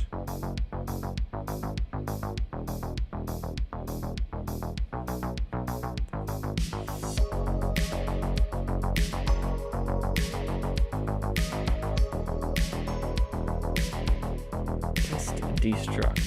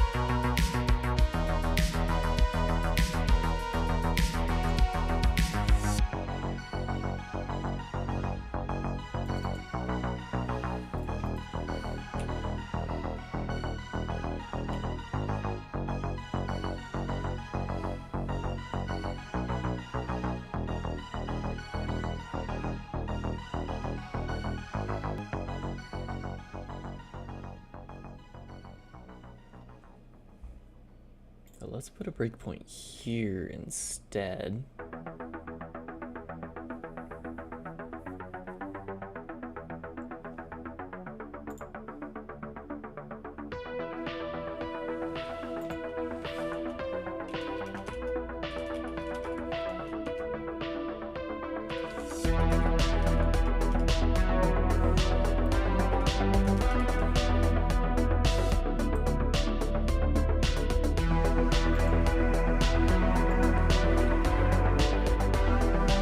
Here we have a call to create struct from inside.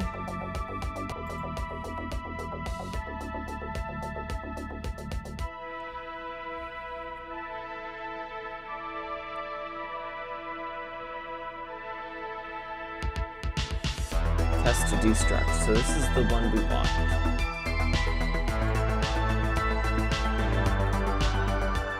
Does it actually exist?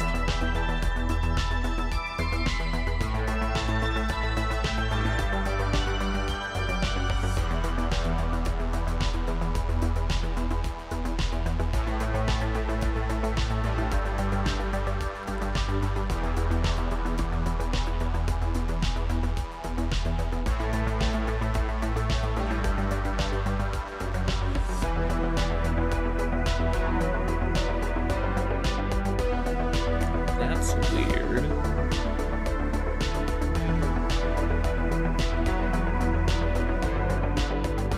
How do we push back into value reference? Oh wait, args. Okay, not pushing it back onto statements. Good. So we push it back into arguments. Oh!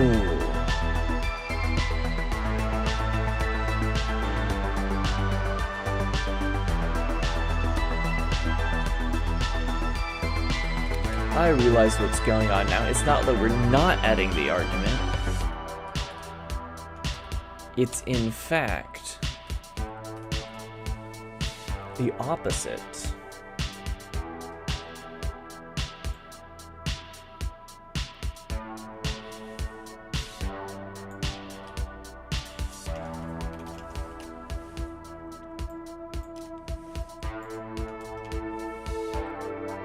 We don't actually want to return this.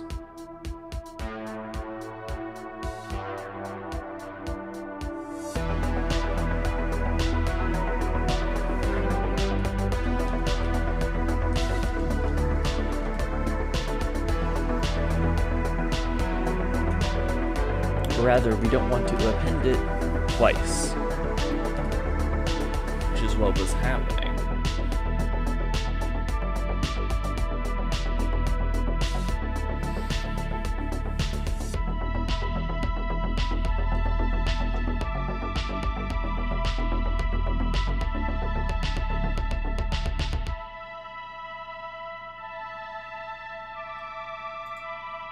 At least I think that's what was happening.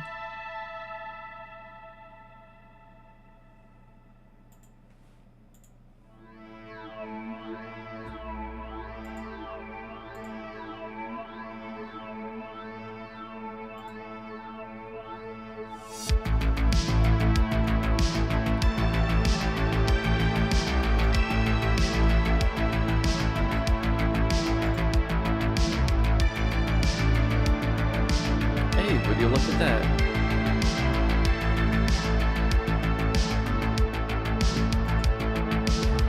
The problem is it wasn't able to find our structure easily fixed.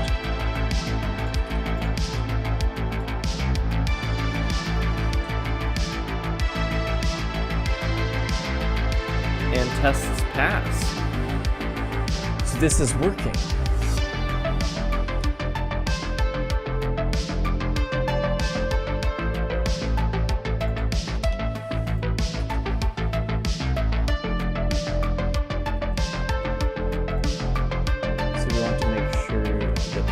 Move constructor is being called for this, not the copy constructor.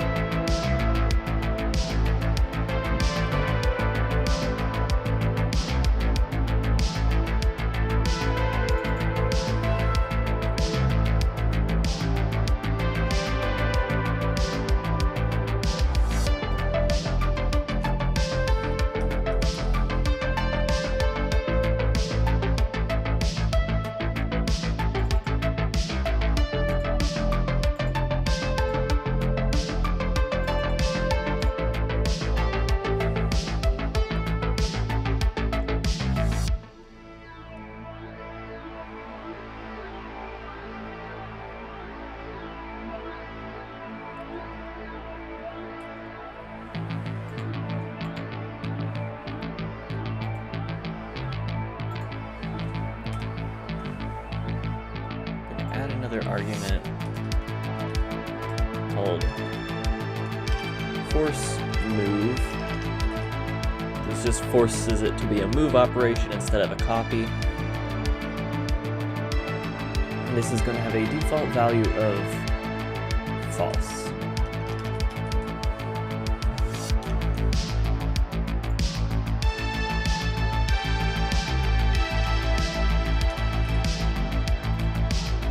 Which we set right here.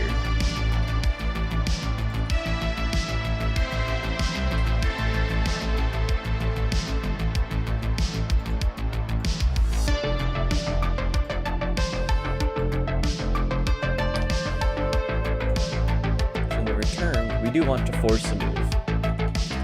Because if we're ever returning, we don't need to preserve its current value, we can move it. For greater efficiency.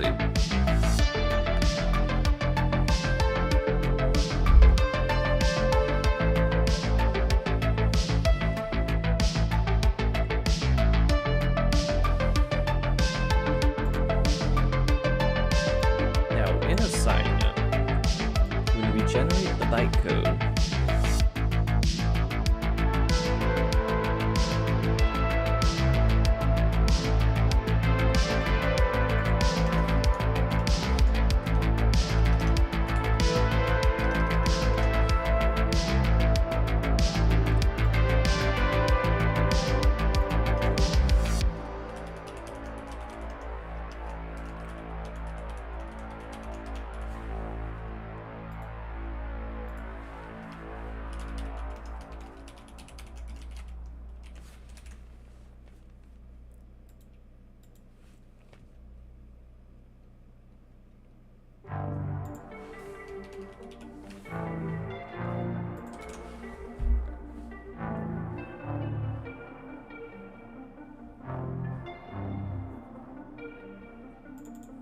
so now that we're force moving it,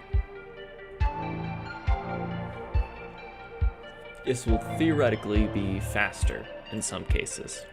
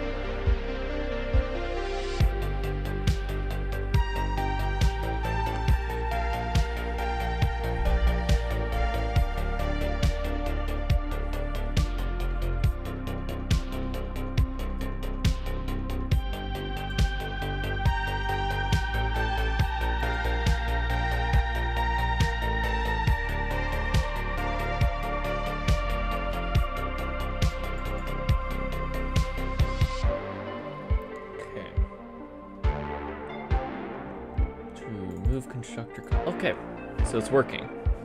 We are in fact calling the move constructor.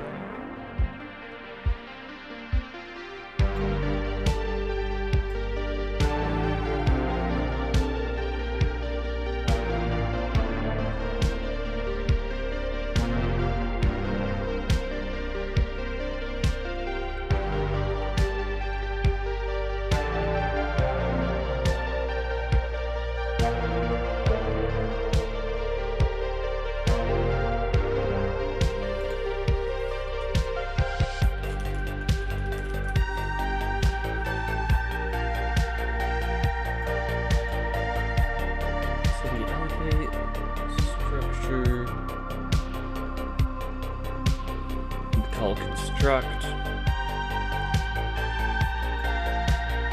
We set all of its values.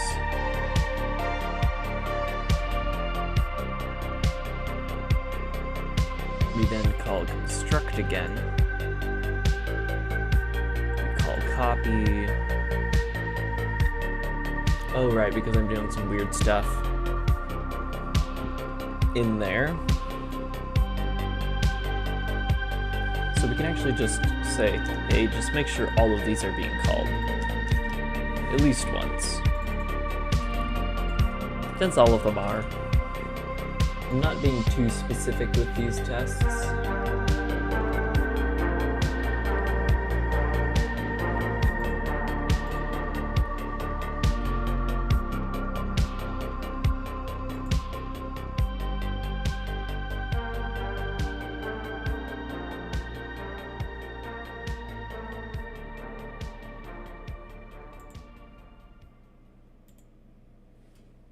If we do this again, we will get errors because the function definitions are wrong.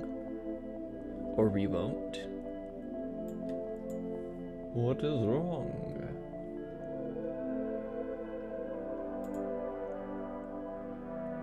Unreachable code.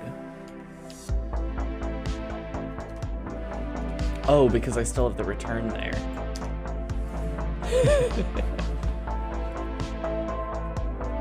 Test destruct is fine.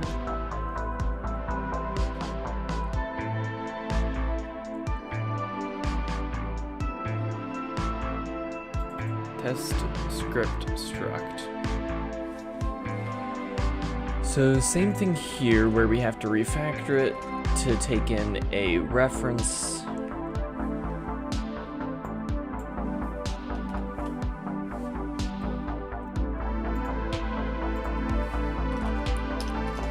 Instead of having it generate it by itself,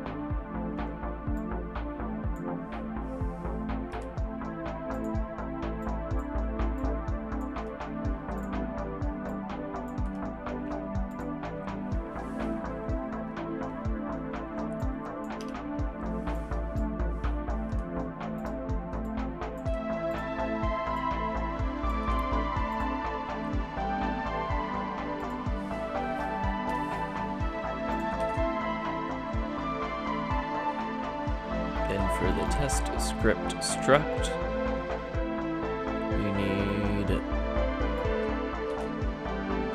that, drop it in there.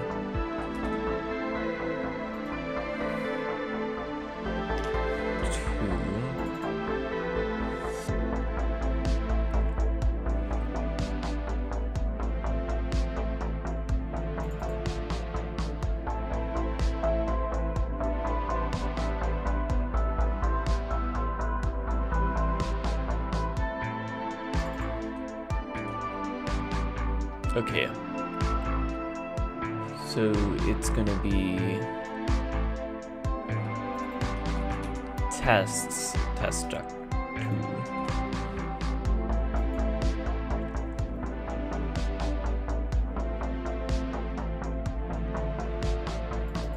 2. Oh, we got another one here.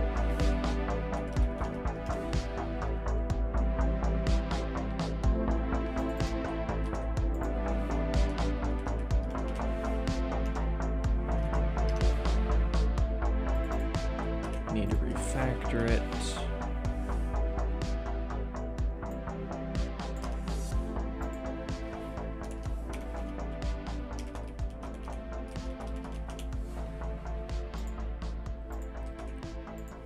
So this is just going to, all of these refactors later on will greatly reduce the chances of memory leaks. That's my main reason for doing this. Because it would be incredibly hard to mess up just passing around stack refs everywhere.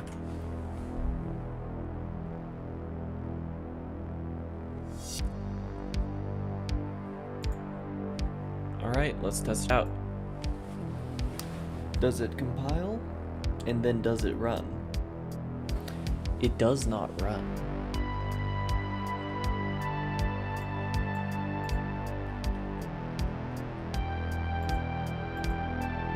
Script malloc diff. 0. We never malloc.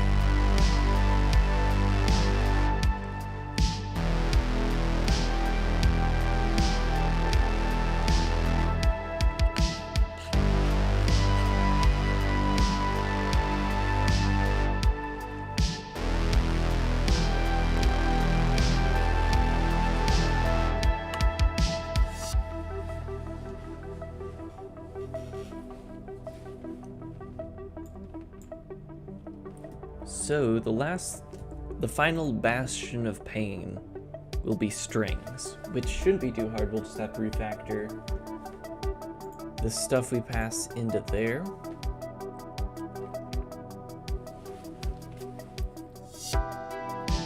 Could not resolve the linked function. Ref Brane script string. For the append operator.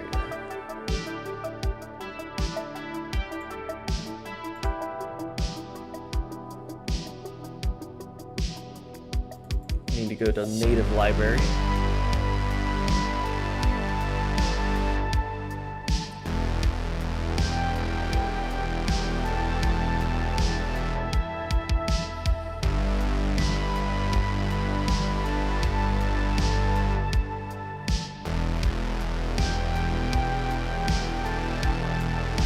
This needs to return a boolean, not a string. Same with this one.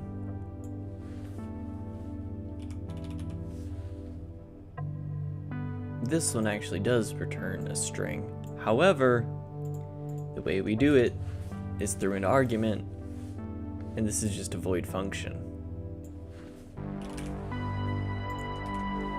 Like so. So we don't actually return.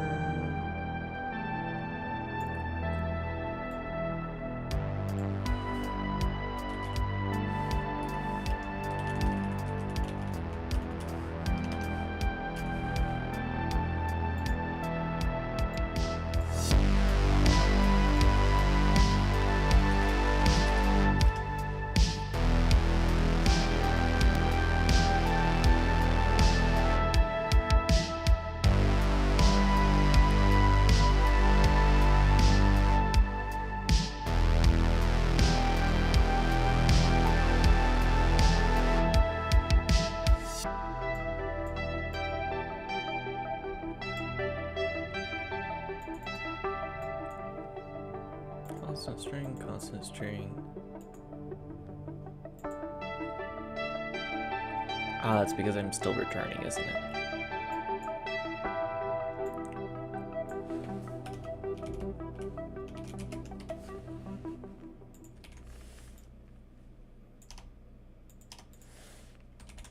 There we go. And now all of our string operations should work just fine. Or not. Init register. Value storage type should be register or pointer.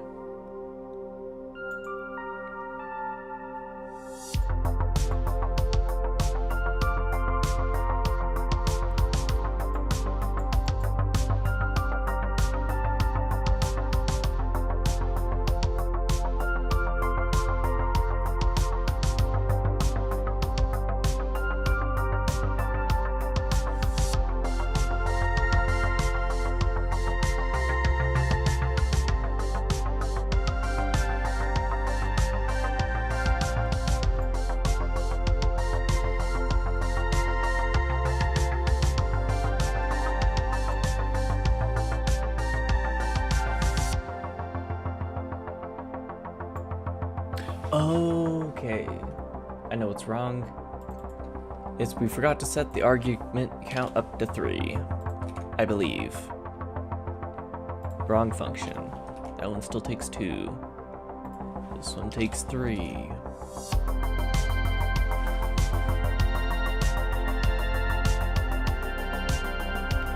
No error. I'm calling it, it's the malloc difference.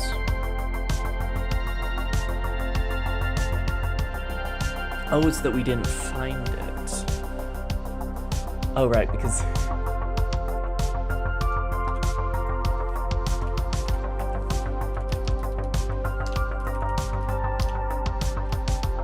It would have been the malloc difference, though. I want this to be 0.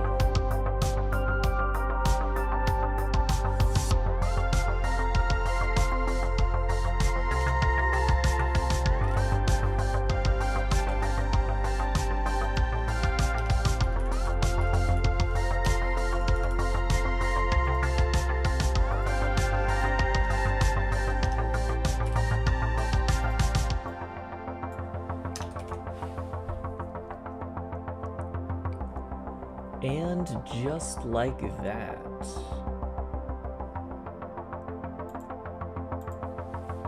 Oh, not just like that.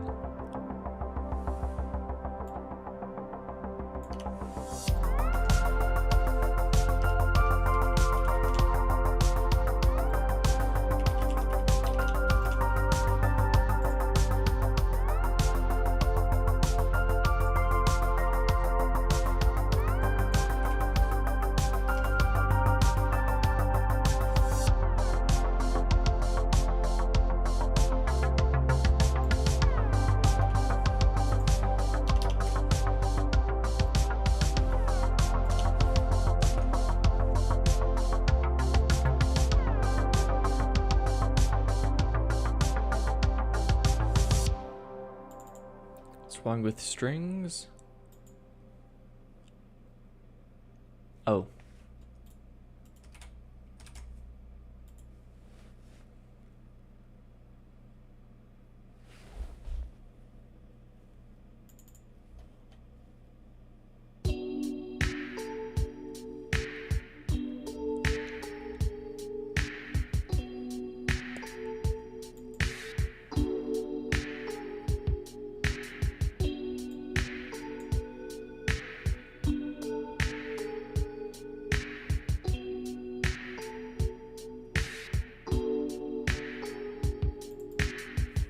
Test constant fails.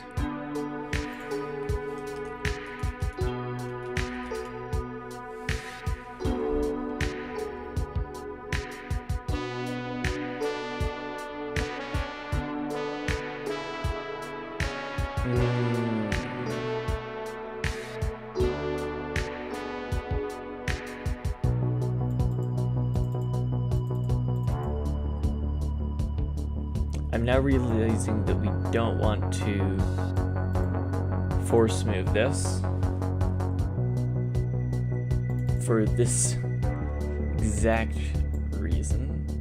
Go back to compiler, force move, false.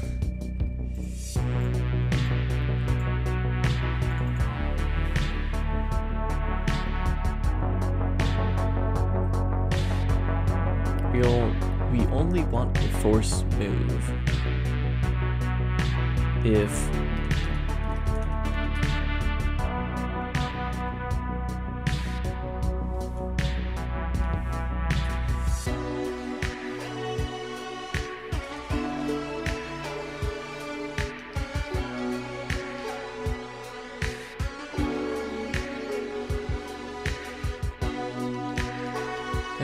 context value return type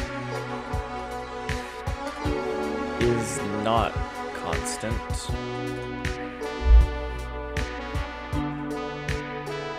This won't fix the problem of the move operator not working for some reason.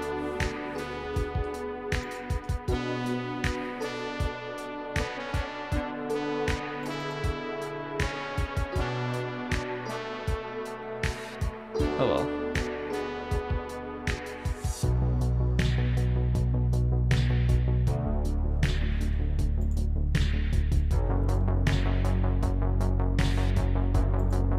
Still not working.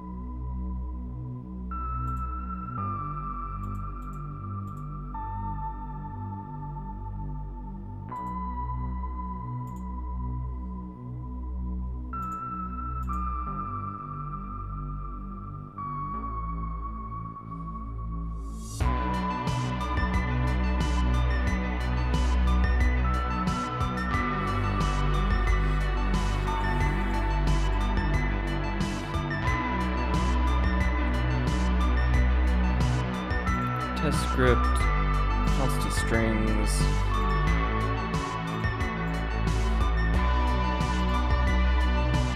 Come on, debugger, can't you help me out here?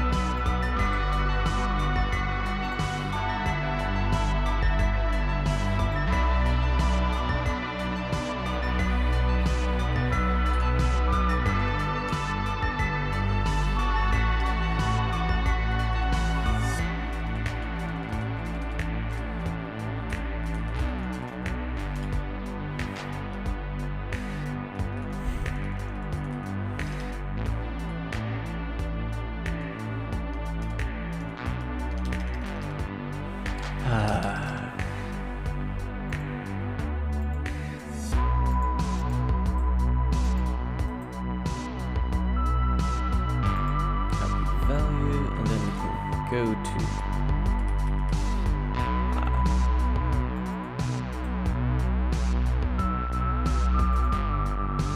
okay, there we go.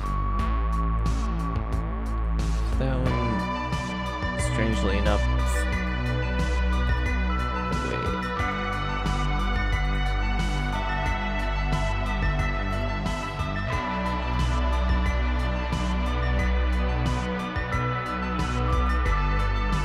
that's not working. There we go.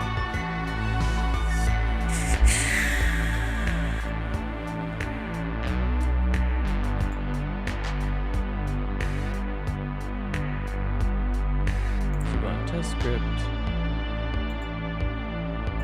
strings, get.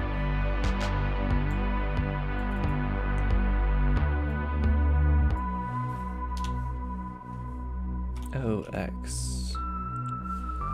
55555598 EF40. Unable to read memory. 1 2 3 4 5 6. 1 2 3 4 5 6 7. Here we go.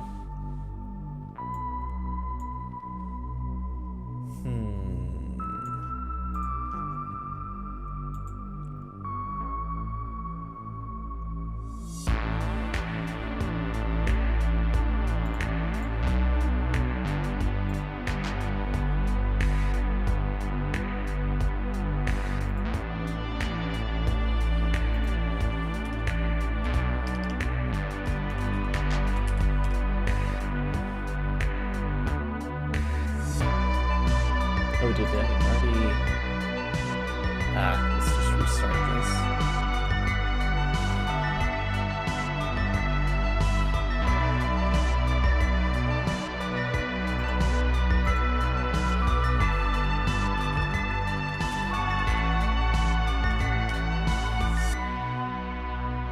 Okay, and what about other?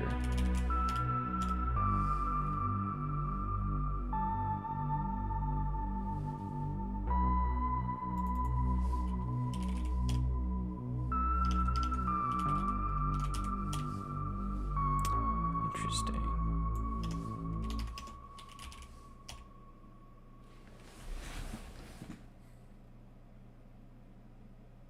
This ref equals. Okay, so it is a problem in assign.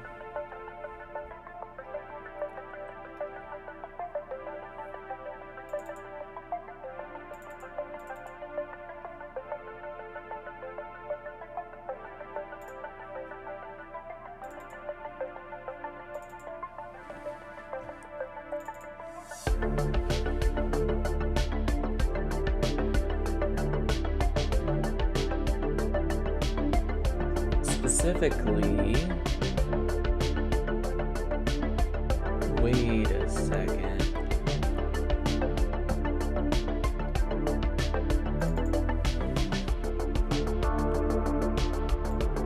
Visit return.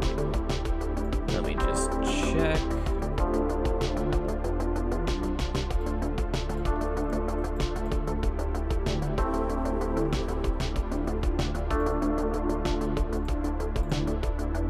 Test const is the third one that we do.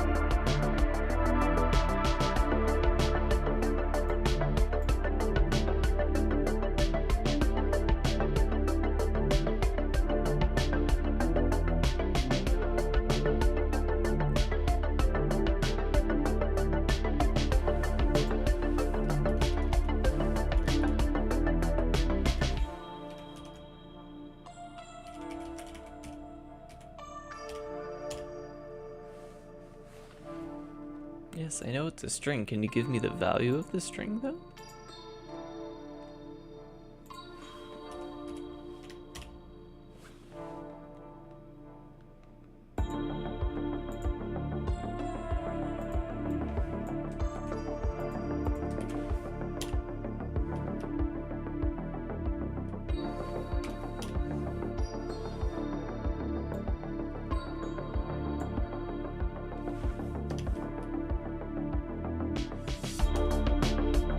Maybe it's not a pointer, it's a C string.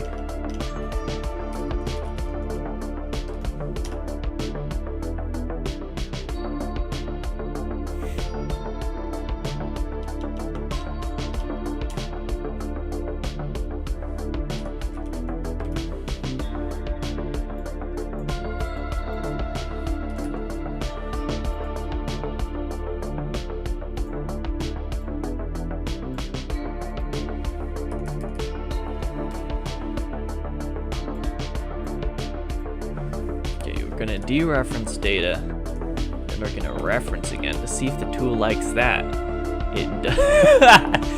It double reference. Okay, it just doesn't like it. You know, debuggers, it's nice when you work.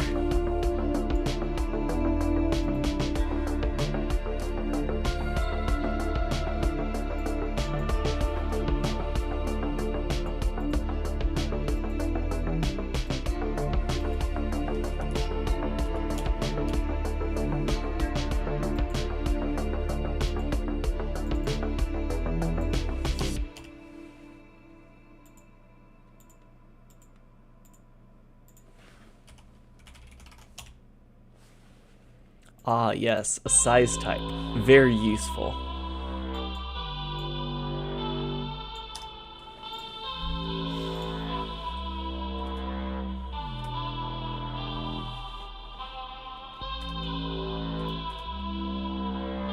Oh wait, this is visit function.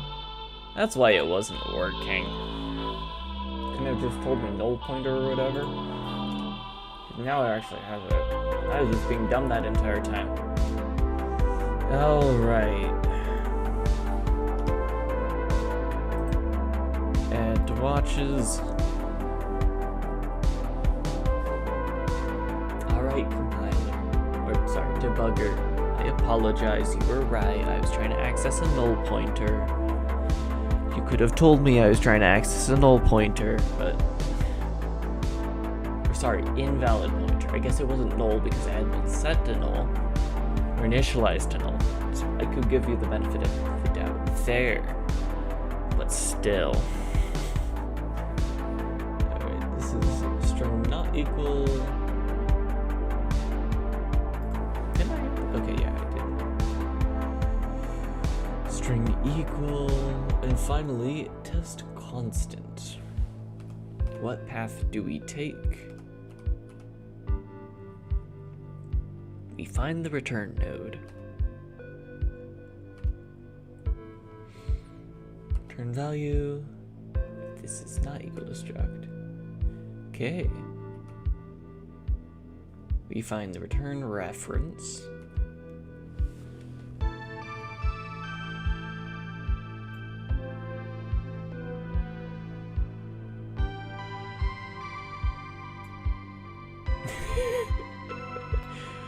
Oh, there it is. No, that isn't it still. Dang it.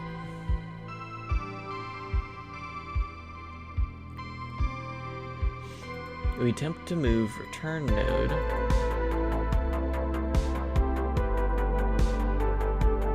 Which is this.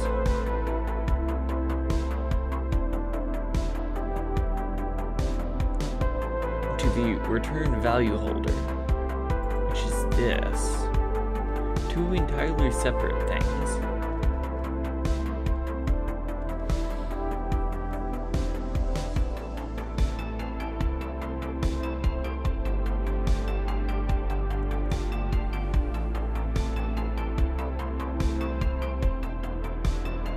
And then we set return node to null pointer because we just assigned here. We return a value so we don't need to do it again at a later date. So then we just return.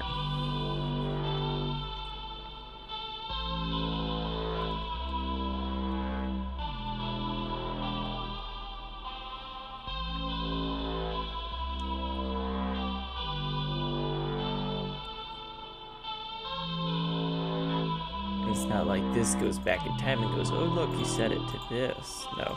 You actually set it to null, so this would throw an error. If that was even possible.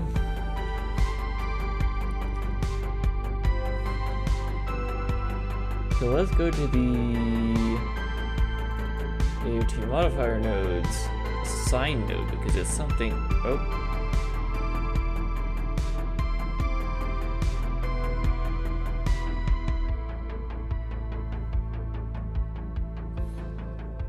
Going back to the AOT modifier nodes. Let's breakpoint here, continue.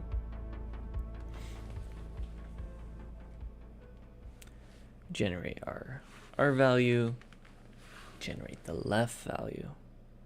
So the left value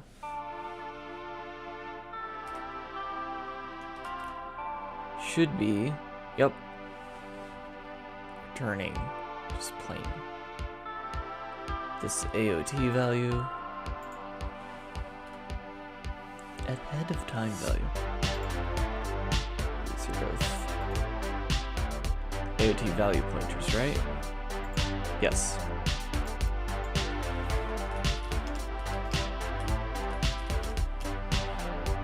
Okay, and they're not equal to each other, which is what it appeared like was happening before. Well, it's still what it looked like was happening.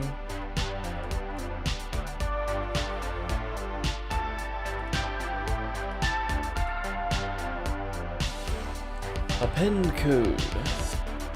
L value. R value.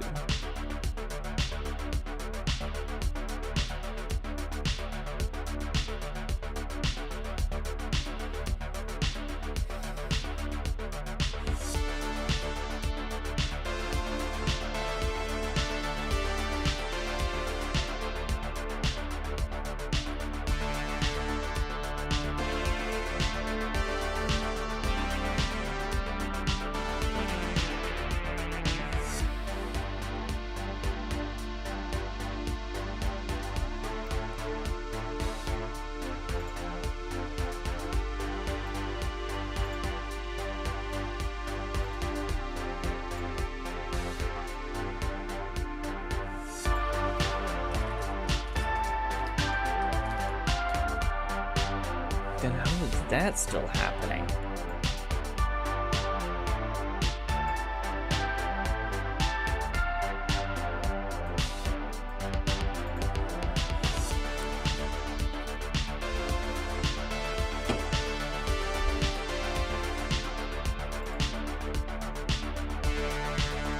Alright, no choice but to look at the byte code.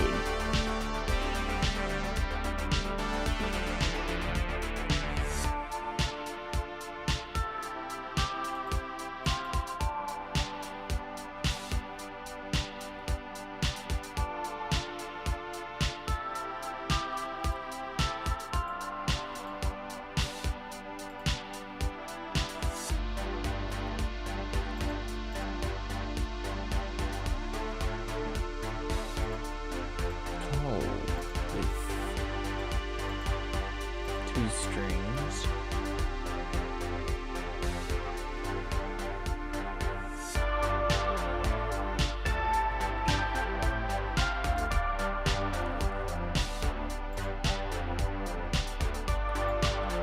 Load into memory 0.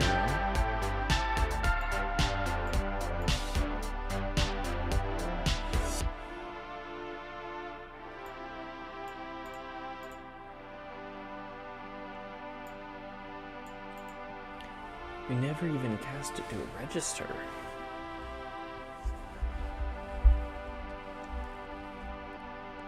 How is it never getting? Okay, we're gonna look at return again.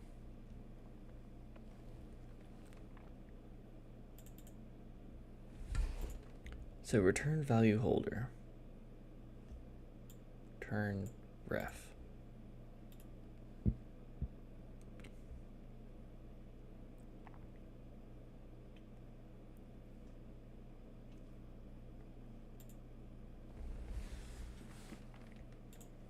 We're going to look at this function.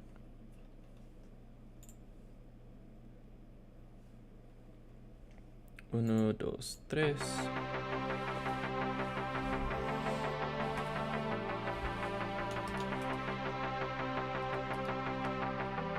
Is it a constant?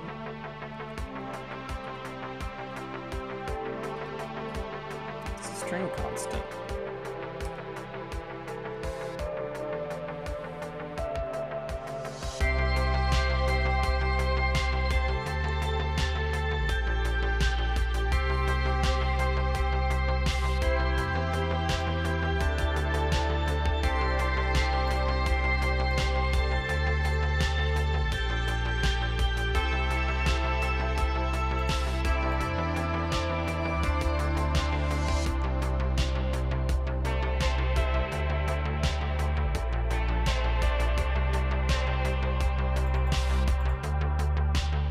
Load string.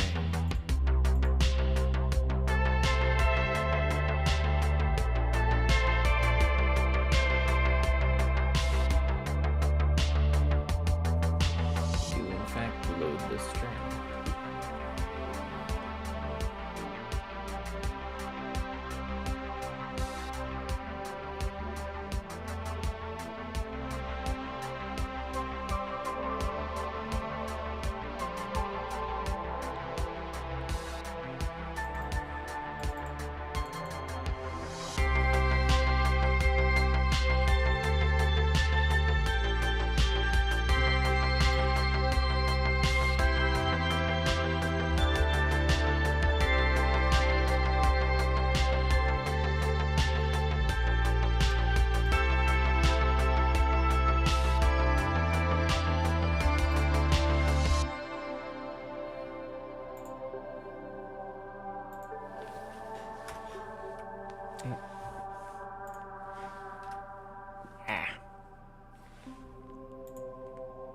Just all the fat finger. Alright, so we append hello world. And return.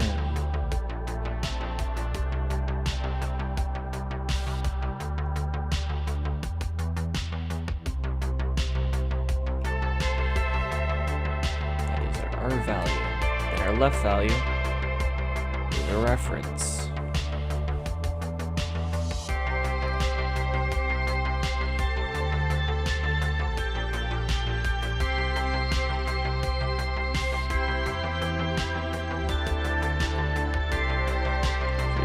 False. We link the copy constructor. Alright, so this is where we call it.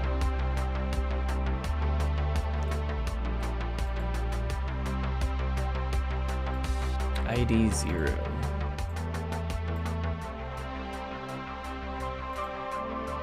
ID 1. They're different.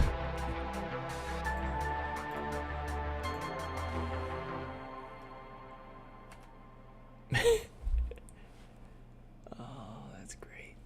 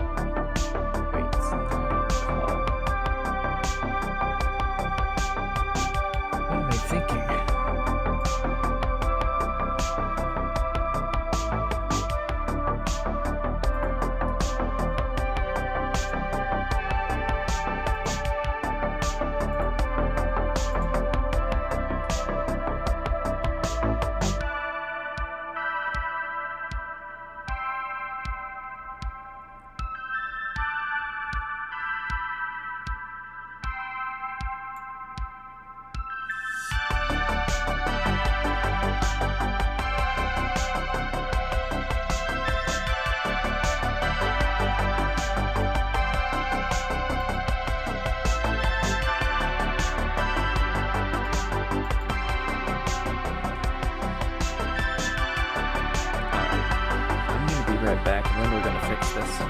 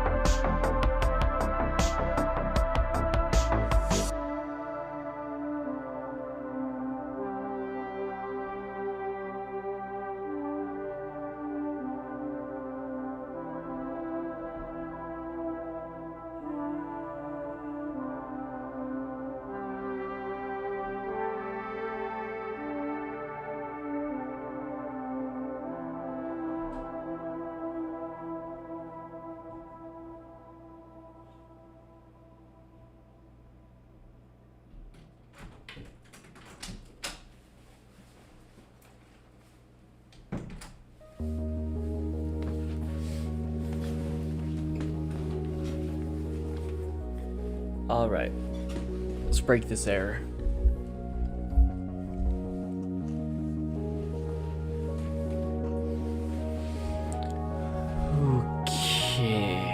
Okay.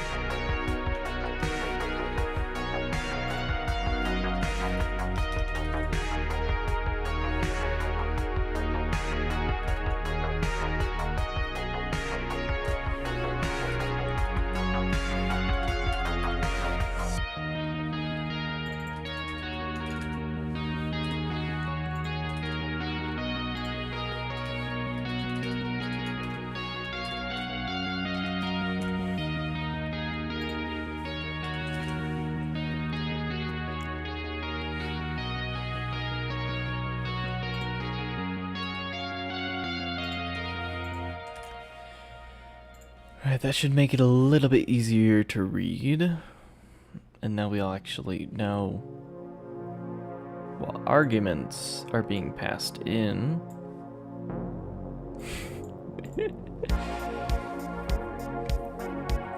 So that one's working just fine.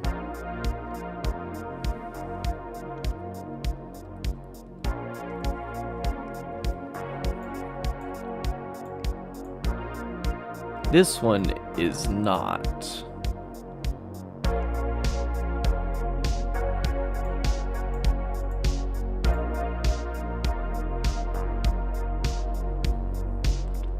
We already knew that, but now we know that it is in the bytecode.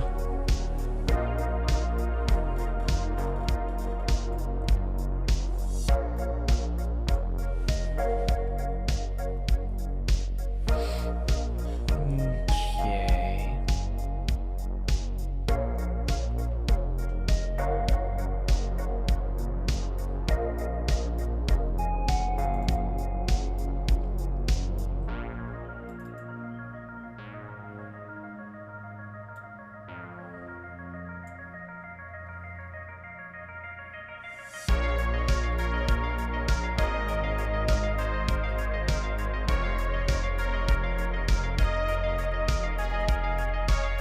So we know for sure it is in here. It is in here.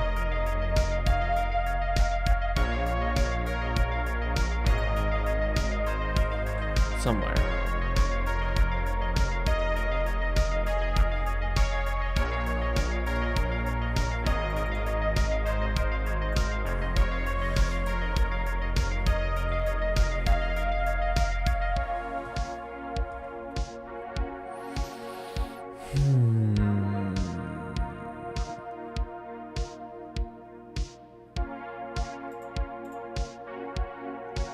Actually, assign node works for every single other thing. There's a lot of assignments.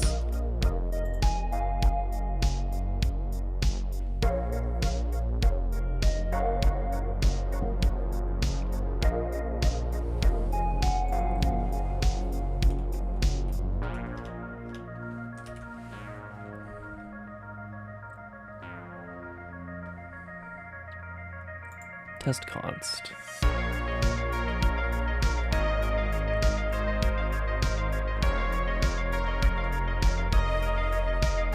So the values are different.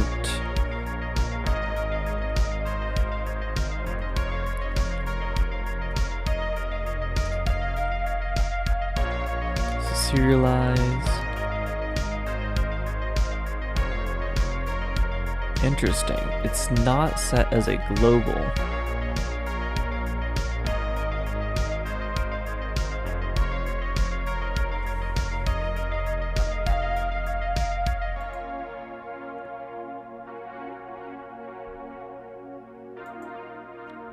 ID is 0.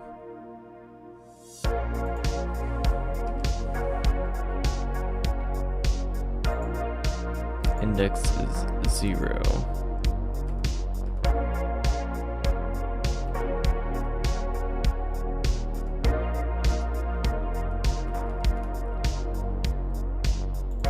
Index is also 0.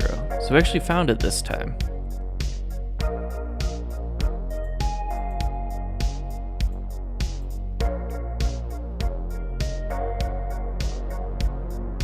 Possibly.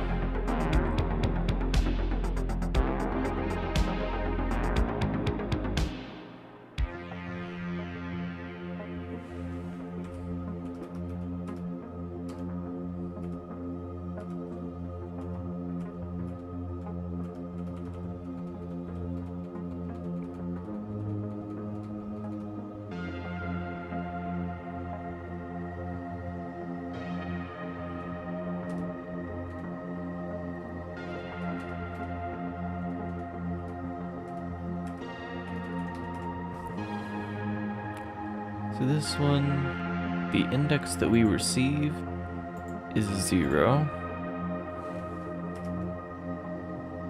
And this one, the index that it receives is 1.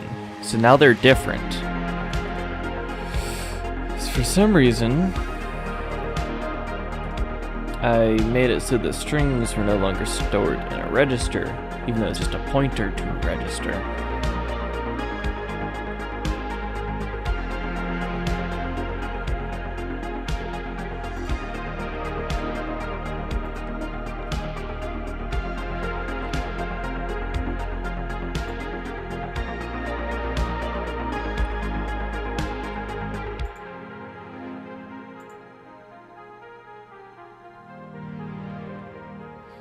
Oh, I did actually figure out how to make this. Huh.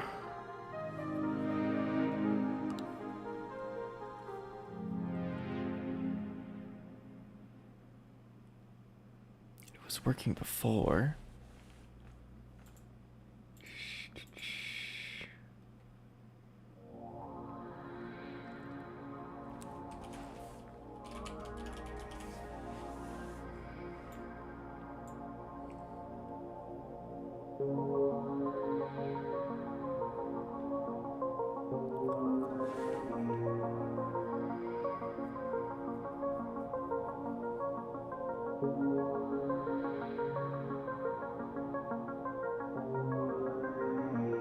So we are directly embedding the string.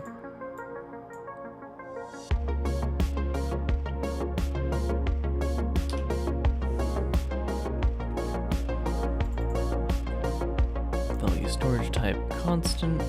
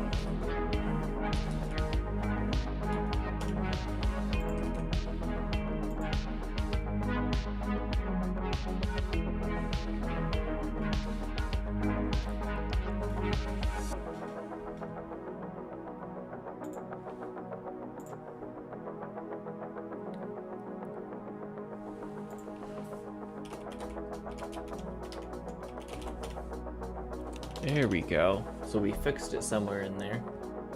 Just with casting. And now it works. Okay. I'm gonna try to intentionally break it so I can at least know what was wrong. I'm pretty sure it was this. No. Dish.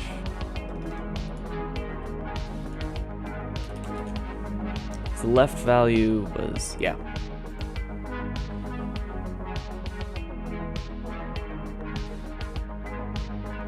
Nope.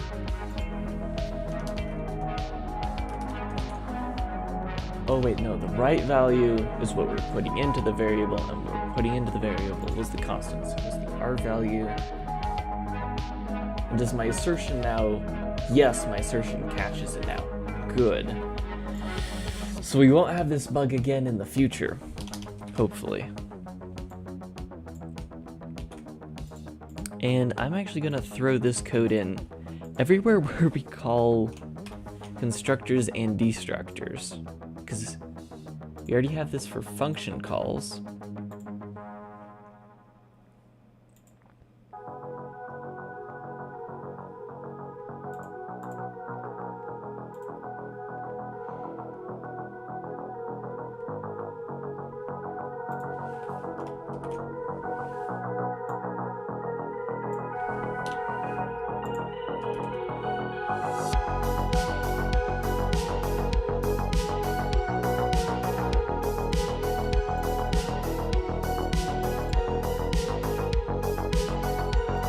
Destructor.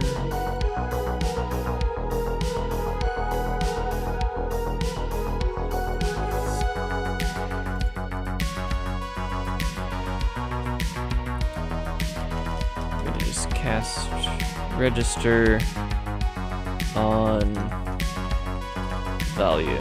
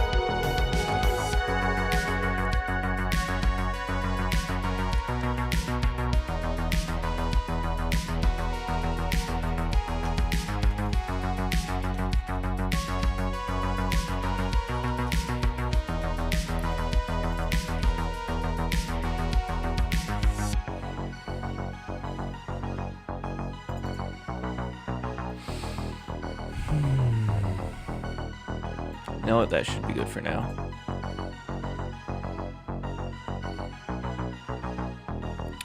Let's test all tests. Templates are not working anymore.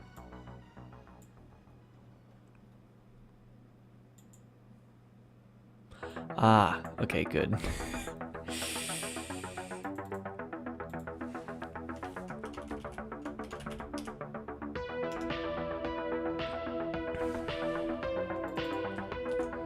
I was really worried that I had broken templates or something, and I'm like, I don't want to have to deal with that again.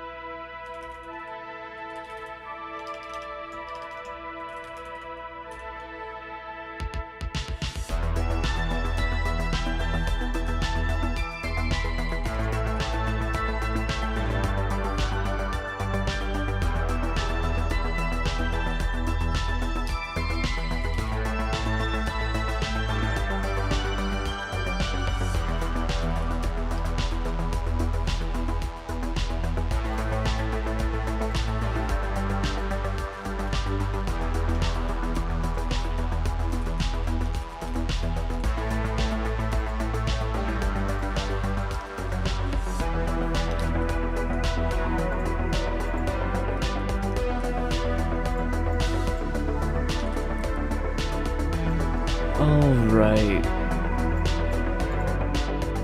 Okay, template defs. Doesn't look like I put spaces in there.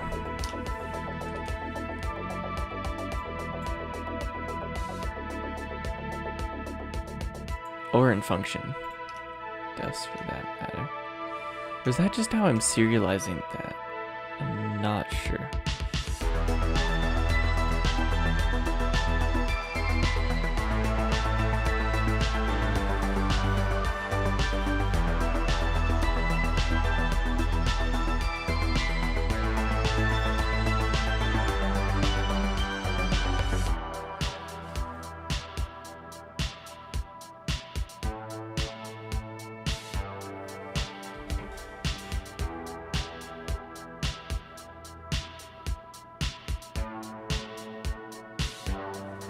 Alright, I need to do something. I'll be right back.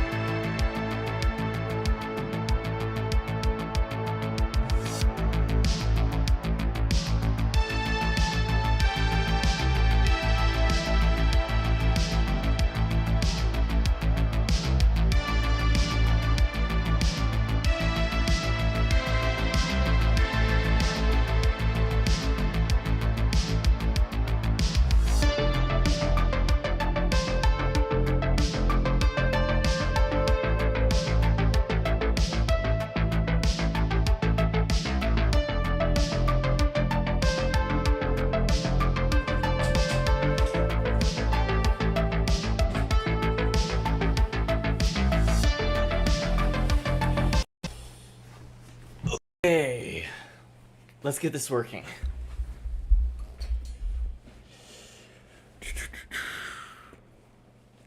Just need to know,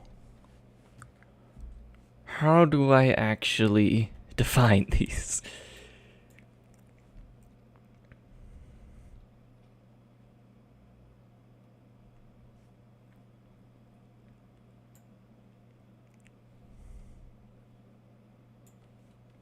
Int float, no spaces.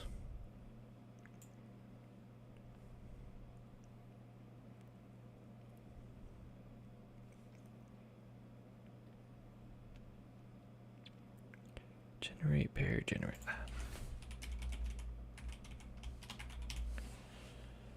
Int. Why are the spaces different?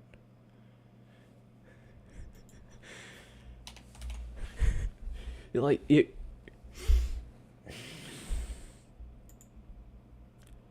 Why are this?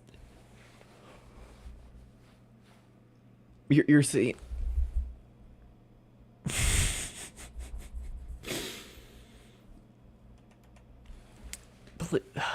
Please don't let that work. Please don't be the solution to the problem.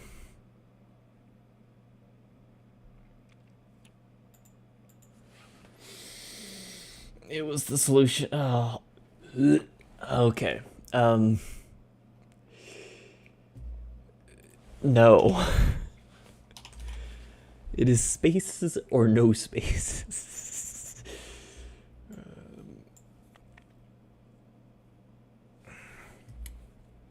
Okay, function signature. Time for me to murder you.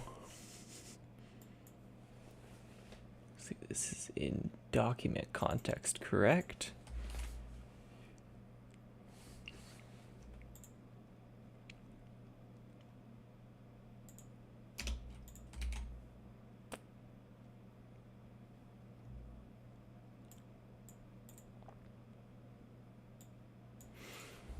We add a space.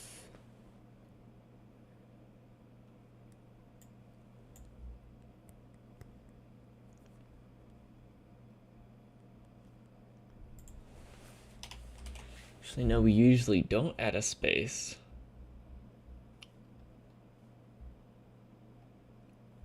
So where's space come from?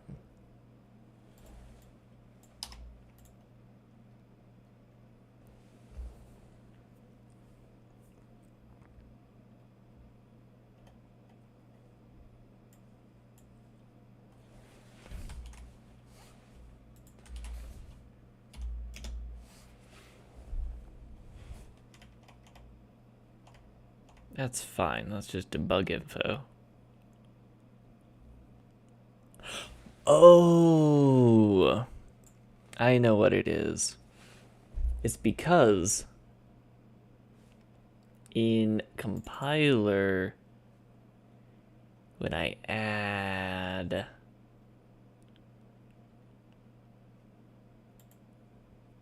this,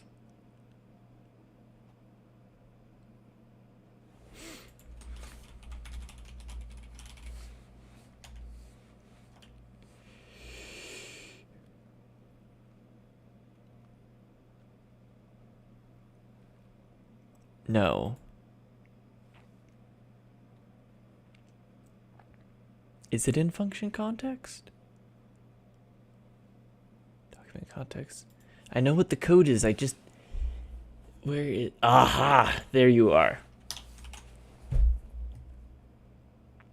I'm going to keep the no spaces because it's more annoying.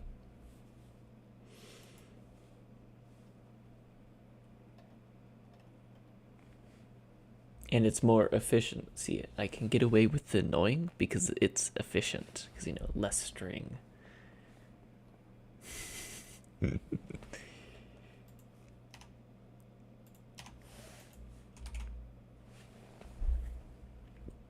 That's my excuse. Unable to resolve linked function.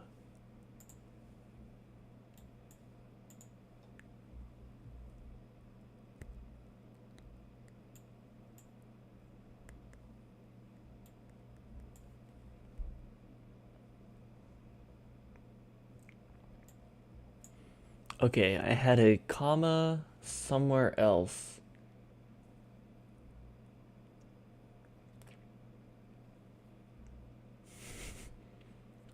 I have to track down the rogue comma.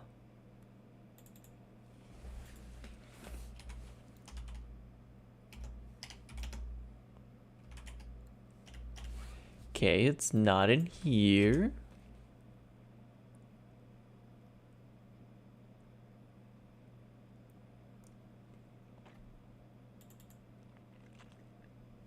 Are you in here? Oh.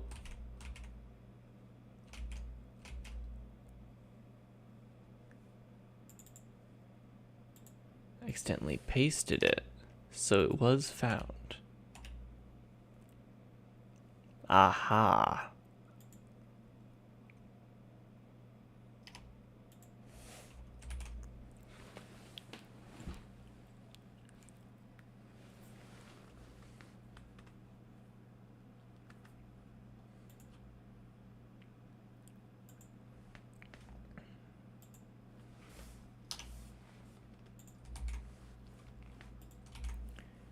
Okay, all the function signature stuff might be consistent now.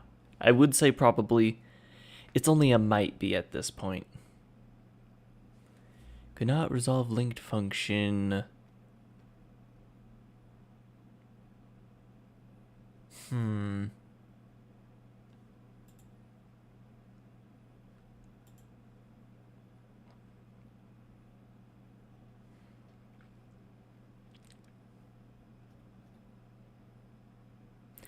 Wait a second. Which function are we looking for? The string functions. All right. That's a problem with manual. These are all fine. Oh, nope, they aren't. Where are you?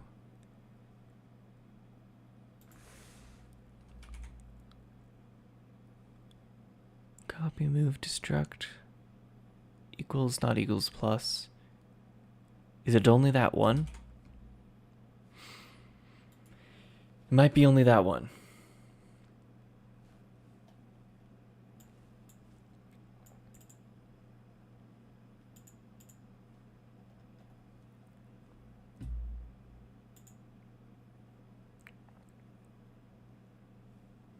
Okay, concat. Must unconcat the cat.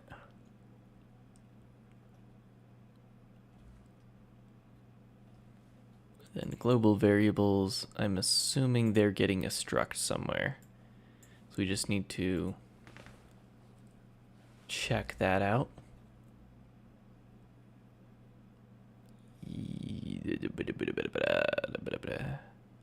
Aha!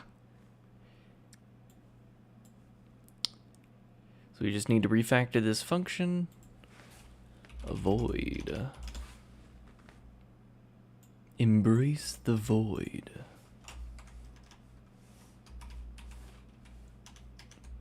The void is your home now.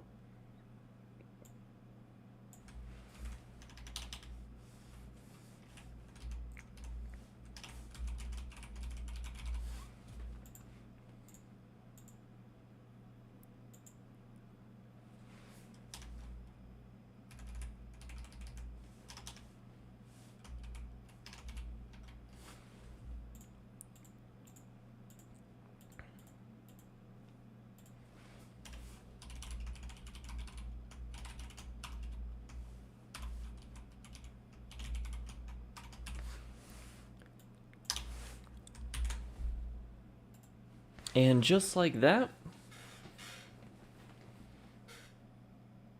our tests fail again.